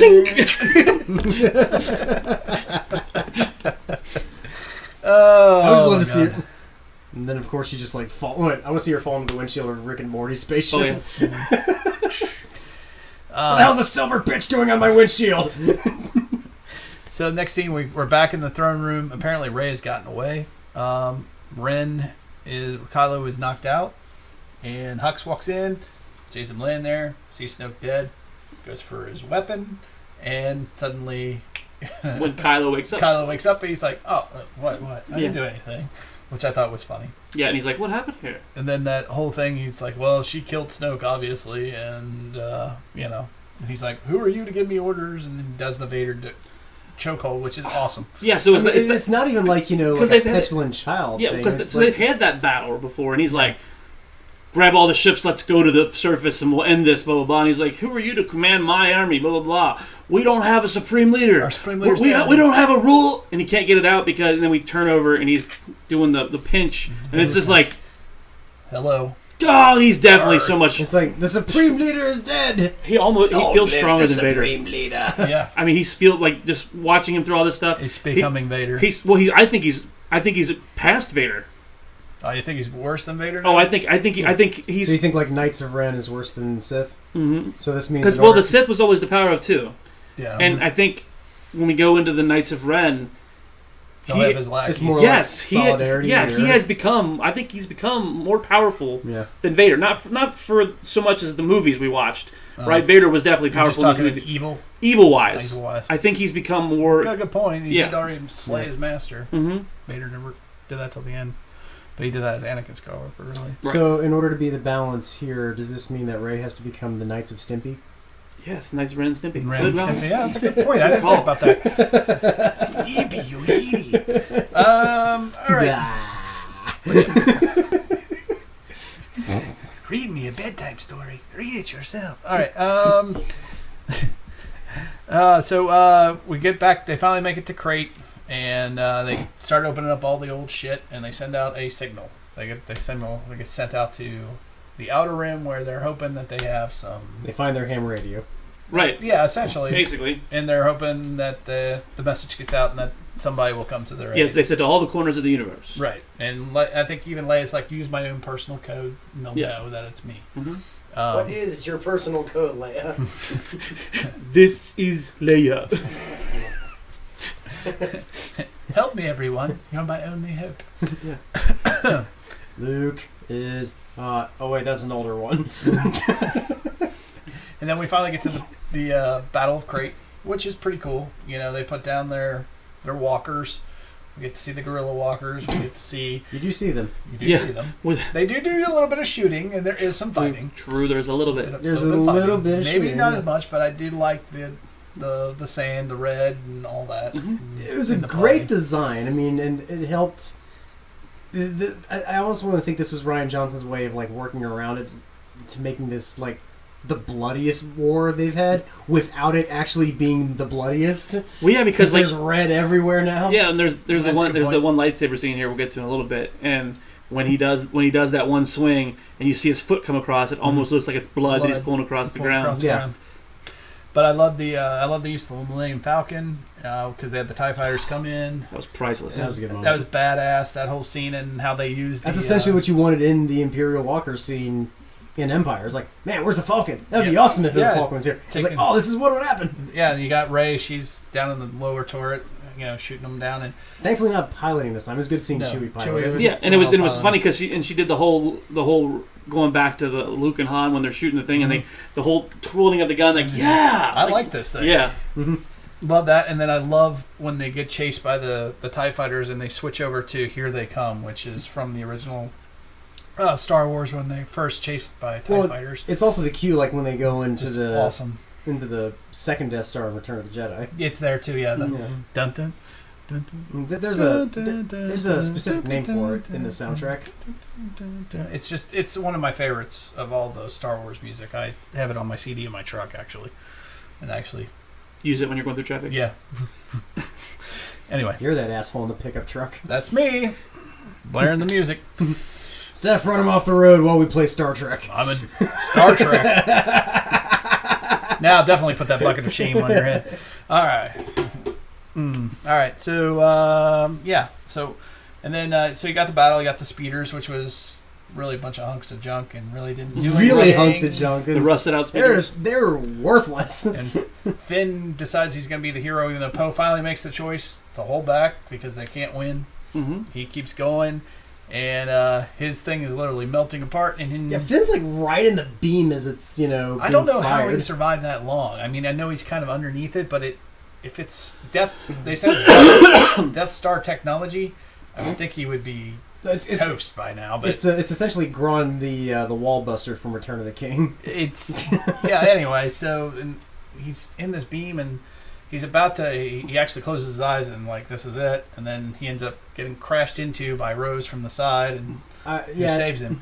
At this point, I was thinking to myself, like, guys, you really didn't create Finn just to die here, Right? It's like, 'cause if you did, that would be the biggest slap in the face. And then we get then Rose does save him, so I was like, okay, good. And then we get an interesting scene. It's like I call it the puppy love scene, and that's where, he's like, "What the hell are you doing?" He goes to Why her, did you stop Why me? did you stop me? Mm-hmm. Why did you save me? And she goes, "Well, that's how we're gonna win. We don't win by destroying what we hate. We win by saving what we love." Right? And then she kisses is a him. good moment. Quick kiss, and then she passes out. Mm-hmm.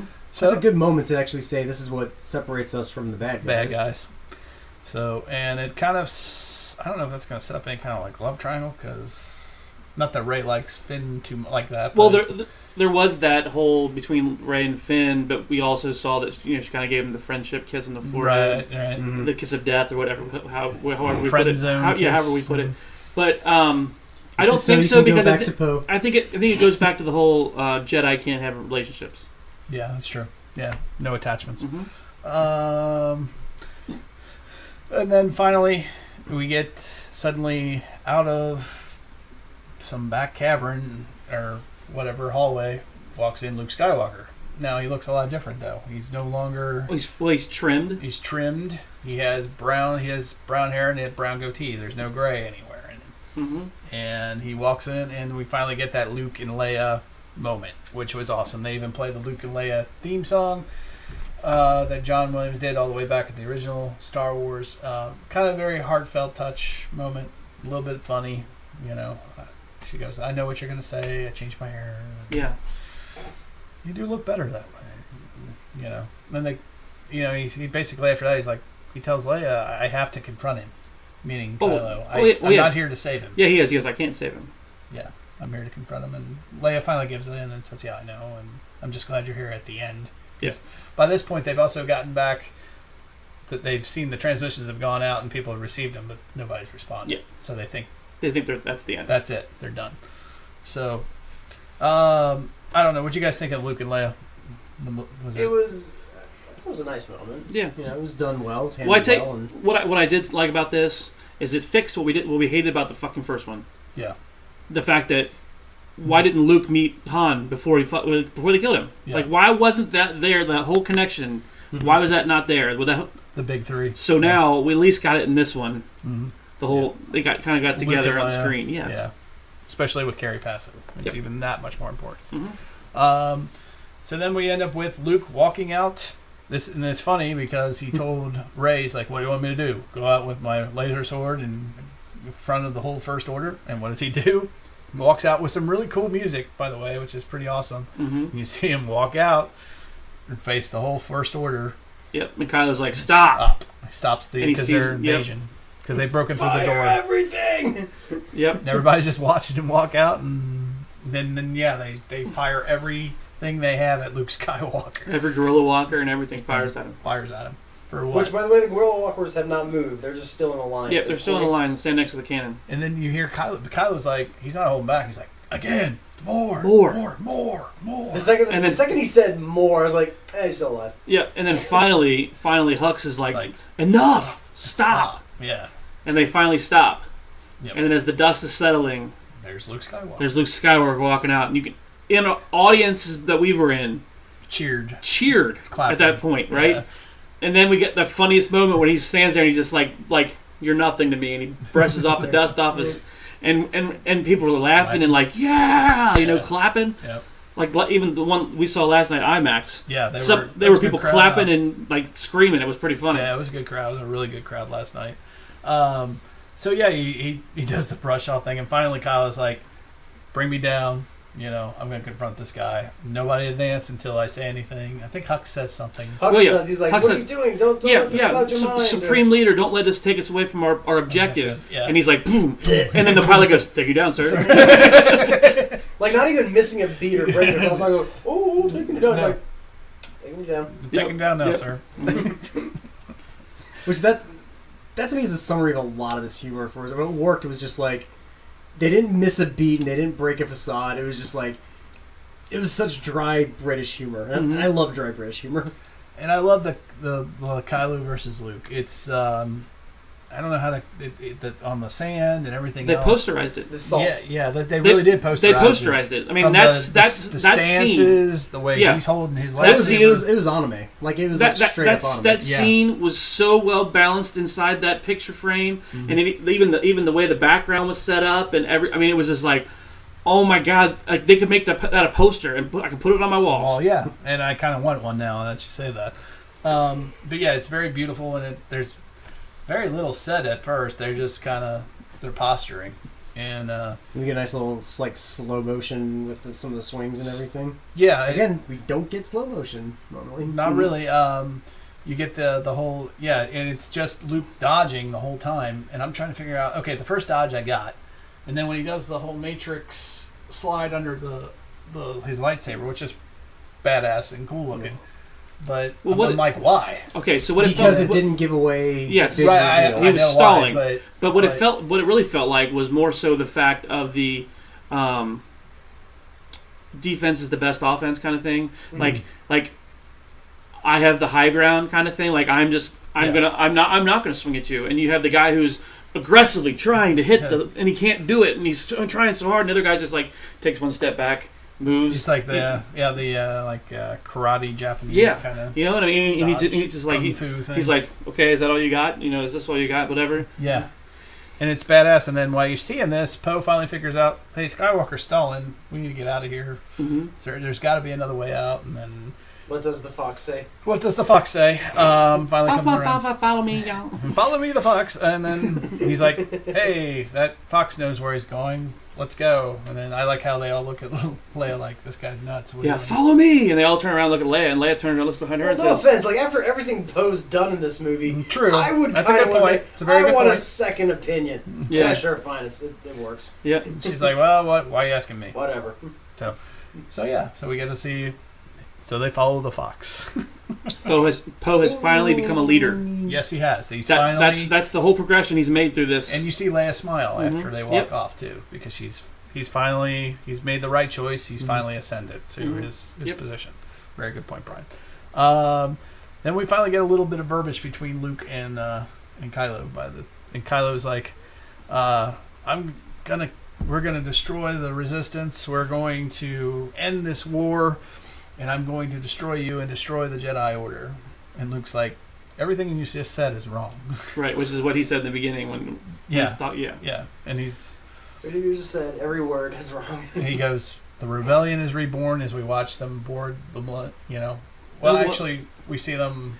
What it was The rocks are in the way. as the rocks were moving away and that sunlight was coming in and hitting them. Yeah. As it hits Poe, he says the rebellion is born, and as it hits Finn, he says blah blah blah has been ignited, and then he says the Jedi Order is still here, and then we I'm see not the last Jedi, and and it's we Rey see moving Rey. the rocks. It was Which again, she said like Yeah. it was Jedi does. They lift rocks. still exactly. And she's the lifting hairs the of her rocks. arms. Still got it. Yeah. It all comes full circle. We meet again at last. Yeah, it was. The first time for the Last time. I'm your father's brother's nephew's cousin's former roommate. Sorry, I had to do it. Is there a second or third Spaceballs reference in this? It's hard not to. It's hard. But yeah, that whole line, it's well balanced, really good writing, really good payoff in the end, honestly. And then and then you also get the line. I think it might have even been before it. I might be out of order. No, here. you're not. But he basically tells Kylo, if you strike me down in anger, I'll always be with you. And it's just like your Just dad. like your dad. And sure enough, this is where Kylo goes through. Basically slices Skywalker right through the chest with his lightsaber. Right, and then And all of us are just like, and then when he he slides through the red, you're like you're thinking at first that it's blood coming through, Right. and you're like, and he turns around, and he's still standing there, and he's like, what? What the fuck just happened? Yeah. And then he goes back and stabs him through the heart, and And you can tell that it's a hologram, and he's Or force projecting himself. First time we've ever seen it happen, force projection and it was pretty badass. from the island. So not only is he force projecting, he's not on Crate. He He's never still on left. Octu. He never left the island. Yeah, he's still And there. it- Like hovering. J.J. Abrams, he's never left the island. Yeah, and it was pretty cool. And then he does his like when he realizes they're all good to go now, and he's done stalling, Yep. and he's like, See "See you around, kid." just like Han Solo. Just how Han Solo did. I was like, Perfect line. Perfect line. And then, of course, we see a very tired, burned out, literally probably from the Force, Drained. drained, Luke Skywalker, who was literally levitating off the rock, come down, fall off the rock, pulls himself kind of back up, and finally gets himself back on the rock, kind of looks out at the... And we The see binary binary sunset. suns. We get the same Force theme we got when we first met Luke, looking out on the horizon on the twin suns. We get it again here at the end. and all of a sudden we see Rey stop loading people. Like she just stops, pauses where she is. We She see feels Leia it. come up, She feels and you get a it. sense of what's about to happen. Yeah, and sure enough, he becomes one with the Force and disappears, just like Obi-Wan. Yep. And Yoda. And then we hear later on we hear Rey tell when she's talking to, we talking to Leia, Mhm. and she's like, "I felt Luke go." Yeah. But it wasn't. Wasn't It wasn't pain. sadness. It wasn't pain and sadness, It it was was- peace. It was Yeah. peace and not prophecy. Acceptance. Except No, it was peace and purpose. purpose. That's yeah. right. Peace and purpose. He fulfilled his purpose, and he would come one with the Force. He's, he'll be a Force ghost. There's no doubt about it. I mean, he's figured it out, obviously. And we now know the Force Ghost is going to interact with the real world. with the real world, so who knows? in Brings the mind. lightning. So we'll see. It's going to be interesting. Luke's going to bring thunder and lightning. So yeah, also the big reveal is the Jedi books are in the Millennium Falcon. By the way, they do show that as they're on the Falcon. Mm-hmm. Leia. Oh, jeez. The cord has made the lights go nuts. Yeah, Well, yeah. it gives a lot of feedback. So yeah, you see the Jedi books, and then you get the whole thing between her and Leia about how we're going to rebuild a rebellion. And Leia's like, "We got everything we need right here." And they do. And I felt like that was going to be the end I did because too. it kind of felt like the end of Empire on the ship. Well, they there went wasn't out, enough silence. Like, Right, that's, but you that's know, the like, big it was thing. one of those and they go into the hyperspace. You're like, yes, that's where it's going to end. Right. But no, it didn't. No, it didn't. Not even a little bit. But it was a cool ending. I did like it because we get I call this the Legend of Skywalker, Luke Skywalker, Which kind of... Broom Kid. / Broom Boy. So bring out your broom. Bring out your broom now. the So Force is not strong there. it's that same kid that we saw with the all three of them actually with the horses? The horses, Mhm. and the one kid's telling the other two kids of what happened on Crate. And that's why I think we're going to come back to that. What's it called? Canto Bite. Bite. That's Yeah. why I think we're coming back. there. Cenobites. Yeah, that's a good point. Yeah, I didn't think of it like that. And sure enough, the one kid that was that was in the horse stall, the one guy, like his master, comes in and breaks him up. The one who she gave her ring to. Yeah. He goes, there's a broom, and out in there, and instead of actually grabbing it, he just Well, he goes for it originally, and he gets about a foot away from it, and then it comes to his hand. right to his hand. So he's a force sensitive kid. And then he looks up in the sky. You see a ship hyperspace away, Do, do, do, do. and then you see him And then- hold up his broom. But then you see the broom go erect. It does. Just like Brian's. Yeah. more. So yeah, so it was. I thought it was a little extra ending. Yes. Yep. But it was a cherry on top for me. Right. Yeah. I really honestly don't. I think that probably was not part of the ending until Disney said, Ryan, we're going to give you your own trilogy to go whichever way you want, and he said okay, and he's like, we have to put this in here because this is how I'm starting my next trilogy. Well, I mean, and in a sense, You're right. each Star Wars movie Where Disney saw it and said. usually like their last scene of the film has little to no dialogue at all. So they had to have a scene in there that encapsulated everything, and I think that kind of gets into like my theme or like what I took away the most from the whole movie. The theme was it's essentially about a newer generation living with the mythology of an older generation and the heroes and what they've built themselves up to be, and it's like, oh well, like this is what inspires the rebellion, or this is what inspires people to join a cause, is following heroes. or following something and then wanting to find their place in that world. It sounds like we just heard your final thought. What's your final grade? At this point, I'll say like B plus, A minus, around that area. Okay. Scale 1 to 10, then about an 8.5. Yeah, about an 8.5, 8, 9. Okay. Just because, I mean, there's definite flaws. It's way too long. Like, it needed to be trimmed, like, big time, or like have some pacing picked up in certain scenes. Over the 30 everything. minutes, it was already trimmed. Yes. On top of that, yes. But no, overall, like this did exactly what I wanted this Star Wars movie to do, which was find its own way and do its own thing, which it did very well, you know. And it, like I said, the whole theme of this, like in every Star Wars film, is balance. And I'm fine with Luke passing on, because with Snoke passing on, the balance-wise is Luke passes on as well. So this way, the balance of the Jedi are all you have left now are two, which is Kylo and Rey. Right. You know, whereas the end of Return of the Jedi was even unbalanced. Yeah. Where it ended Seth with just Luke. Mm-hmm. And it starts, I mean, even like if you get to Episode 1, there's an imbalance in the Force, which is the Jedi are way too powerful. They have their council. They have all this. And then they don't notice, you know, like Luke said in this last movie, they didn't notice the Sith rising and slaughtering them and taking them all out and doing all this. And then essentially it got to the point that the only Jedi left, which at the end of Episode 3 and as you carry on in like 4, 5, and 6, it's Obi-Wan and Yoda from the Force and Vader and Palpatine by the end of Episode 3. So then the second Luke gets in, that's when Ben has to go at the end of the first Star Wars. I'm still calling it the first Star Wars. To get trained by... Then Luke is trained by Yoda. And then once Yoda passes, then the Emperor passes. And now you have the imbalance with Luke still remaining after Vader's gone. Or balance, depending on how you look at it. Right. And then this is where we have our balance with this one. So they kept the themes of balance very evenly in this.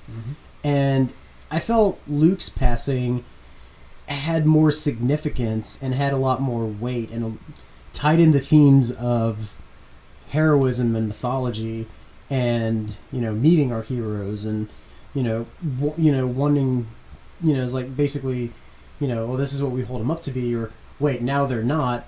Where do I find my place in the world? I mean, this is the complex themes that were in this movie, and there's a lot of stuff that, and I'm going to go into this really quick, because apparently, like, a lot of the fans, I mean, I haven't read too much as to, like, why they're just like, oh my god, it's the worst thing since Phantom Menace, oh, it's so terrible. I mean, it's currently, like you said, sitting at a 57% audience rating on Rotten Tomatoes, which, fucking hell, people, really? Like, no, it does not deserve this low of a rating. It doesn't, but it's just, this is doing something new, and it's doing something of its own, and that's essentially the theme of this movie, is finding it's a new generation finding its place amongst the heroes of the past. And that's what this movie did well. I love it, and I think over time it's going to build up its reputation. Very good. I'll start off with my grade first. It was an 8 on my first showing. And the reason why it was an 8 on my first showing was, and I think this is related to why the audience score is so low, is people are upset about Luke Skywalker dying. And I'll explain why. For a lot of Star Wars fans, especially the original trilogy generation, Luke Skywalker is your childhood hero.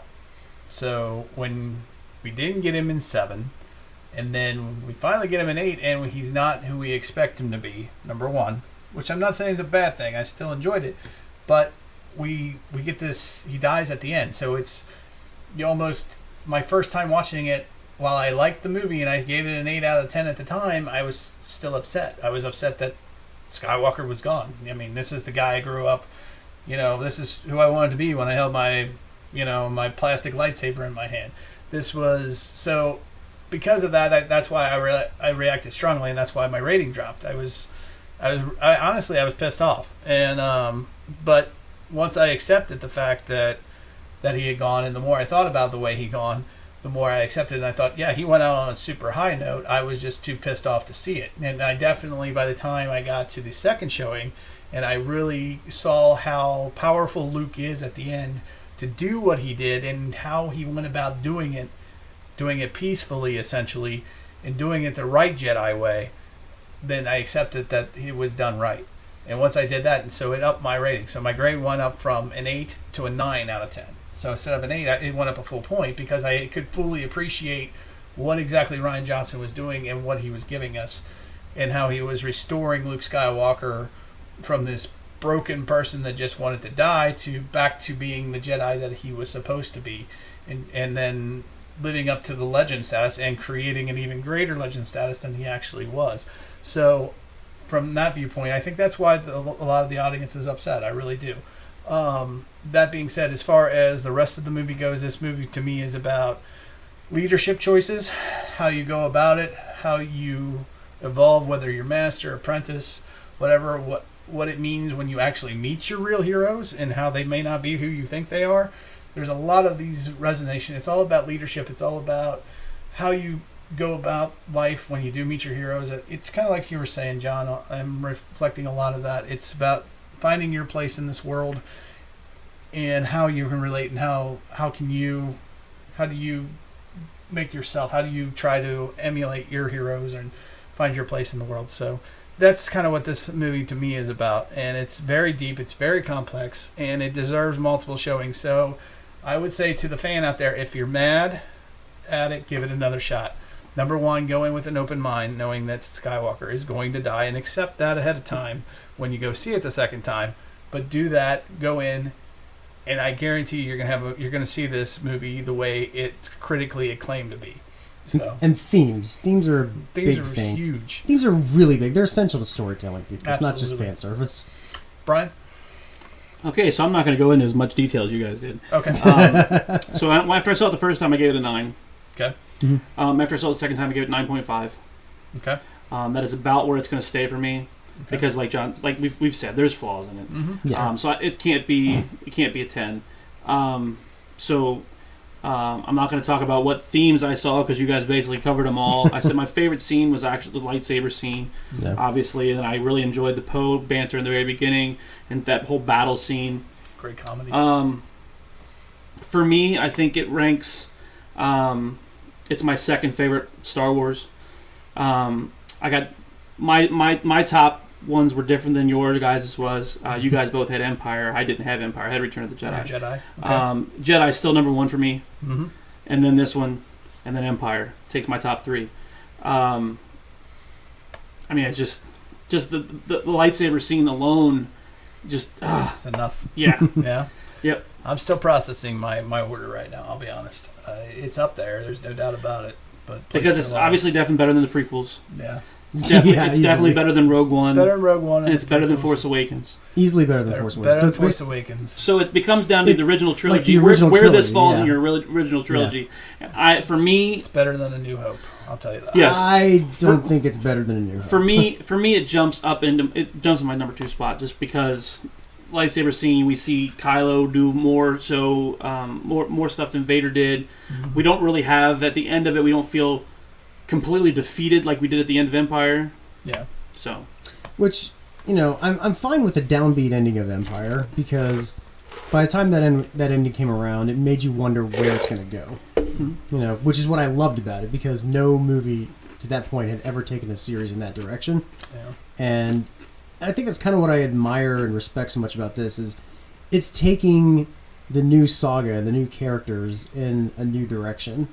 And it made me, for the first time, excited to see where they're going. And not think, okay, well, this is essentially just going to be just like Empire. Right. Yeah. Which there are moments of Empire in it, but it's not so much that it feels distracting. Like I'm going to look back on, like I did on Force Awakens, and it's like, well, it's essentially scavenger on a desert planet is given a message, takes off into space with the Falcon, and then, is charged with destroying the Death Star. Right. Which is now it's different because it's a bigger Death Star. It's not a moon now; it's a planet. So real super quick because we've gone super long. What do Really? you guys think is? How much time do you think will pass between 8 and 9? I hope a lot. That's what I'm thinking. What do you think, Brian? Okay, so we had discussed, Yeah. and we think it's going to be between 3 to 10 years. Yeah. Between 8 and 9. 8 and 9. I mean, obviously not physically that long, but timeline wise. Yeah. And like we had discussed, well, I thought that we will start episode 9 with Leia's funeral, where she's passed. Okay. Building up this rebellion. She's in her passing, it'll be like a royal funeral kind of thing, like a big to-do because she really did pass in real life. So they're going to do that. At the end of this movie, we actually did see in honor of Carrie Fisher kind of thing. Yeah. In memory of our beloved princess. So, right. Yeah. So I think we'll actually have the funeral start out the next movie. And then I think then we'll see the whole battle scenes between between Rey and Kylo. I think we'll see Force Ghost Luke training, kind of teaching her, kind of showing Rey. Okay. As she's doing certain things, I think we'll definitely see him affect things in the physical realm. Yeah, I think that's possible, especially after this movie. But I can't wait to see like what the new Force ability is that's introduced in 9, since we've gotten a new Force ability, at least one in every movie so far. Yeah. That's open. And as far as Force ability, I can't answer that. 'Cause I'm ATM not sure. hacking. Force Ghost ATM hacking. You will give me $1 AKA billion. Force card skimmers. On Canto Bite. We call this one the John Connor. Nice. All right, so I think it'll be about 10 years would be my guess. I think you're going to see Luke Skywalker as a Force Ghost. I think they may even put him in there a little heavier than they are thinking right now, just because I think there's a little bit of fan pushback right now, and I think Disney does listen to the fans. To counterbalance. A little bit, which I wouldn't have a problem with anyway. So I think you have that. I think you're going to see some training. Whether they have any kind of apprentices, whether Kylo picks up one and she picks up one, I don't know. Hard to say. Because we're still have to deal with these Knights of Ren. They're still floating out there somewhere. And essentially, well, another thing when I was talking to my wife about it, since like the whole theme of these movies have been balance, the only way like there's going to be able to maintain balance by the end of episode 9 is if Kylo and Rey kill each other. Yeah, it also depends on how you Well, view. not necessarily with the balance. As long as there's one, there's one. So if they're both still alive at the end, So I mean, like, It also- but how you can't kill one and still have the other. but how can you have a satisfying ending if you still say, "Hey, evil endures"? It also depends on how you view balance. Some people view balance as no dark side. Mm-hmm. Others view balance as 1 and 1. So True. it depends on how you look at it. That's a debate probably for another time, though. I'd like to go on further about episode 9 speculation, but we'll have plenty of time to do that. John, did you speculate? Little That was bit. not enough. So, John doesn't like to speculate anyway. I don't like to so. speculate. I like to let it exist on its own merit and like continue the themes that exist and create its own. So I mean, as long as it continues to do that, I'll be satisfied. all right. Well, in that case, real super quick, where can you find 4 Midwest Guys? We've got a little we're going to say goodbye to you now, and you're going to see a little frame come up. We'll be right back. Be right back. And you'll see that we do indeed have a website. It is the number 4 MidwestGuys.com. Again, that's the number 4 MidwestGuys.com. And there you can see at the top, right under our graphic, everything is categorized for you per episode. You can click on all those links right there if you like those particular podcasts, and everything's in order there. You can see everything in chronological order on the main page there. As you can see, there's the Rebels Season 4 mid-season review. So I need to update the website, but I will get that done. So we'll add to it. But as you can see, that's one-stop shop. There's a nice little message even from me on the side saying, "Welcome to 4 Midwest Guys." And underneath me are the links where you can follow, click, like, and subscribe to iTunes, Facebook, and all those other Picture second scene. at least I forgot to put the audio on the second scene, so we will only stick to this one. But everything is there. It's your one-stop shop, the number 4 MidwestGuys.com. All right, guys. Well, let me switch this back over here, and we'll just Brian. I want to thank you for joining us. Hey, thanks for having me, man. Absolutely, Dirty Jay-Z as always. Thank you, sir. And this is B. Willie saying, "May the force be with you." And also your broomsticks. And your broom with Broom Boy as well, and also with you. Is that a Catholic version? I'm not sure.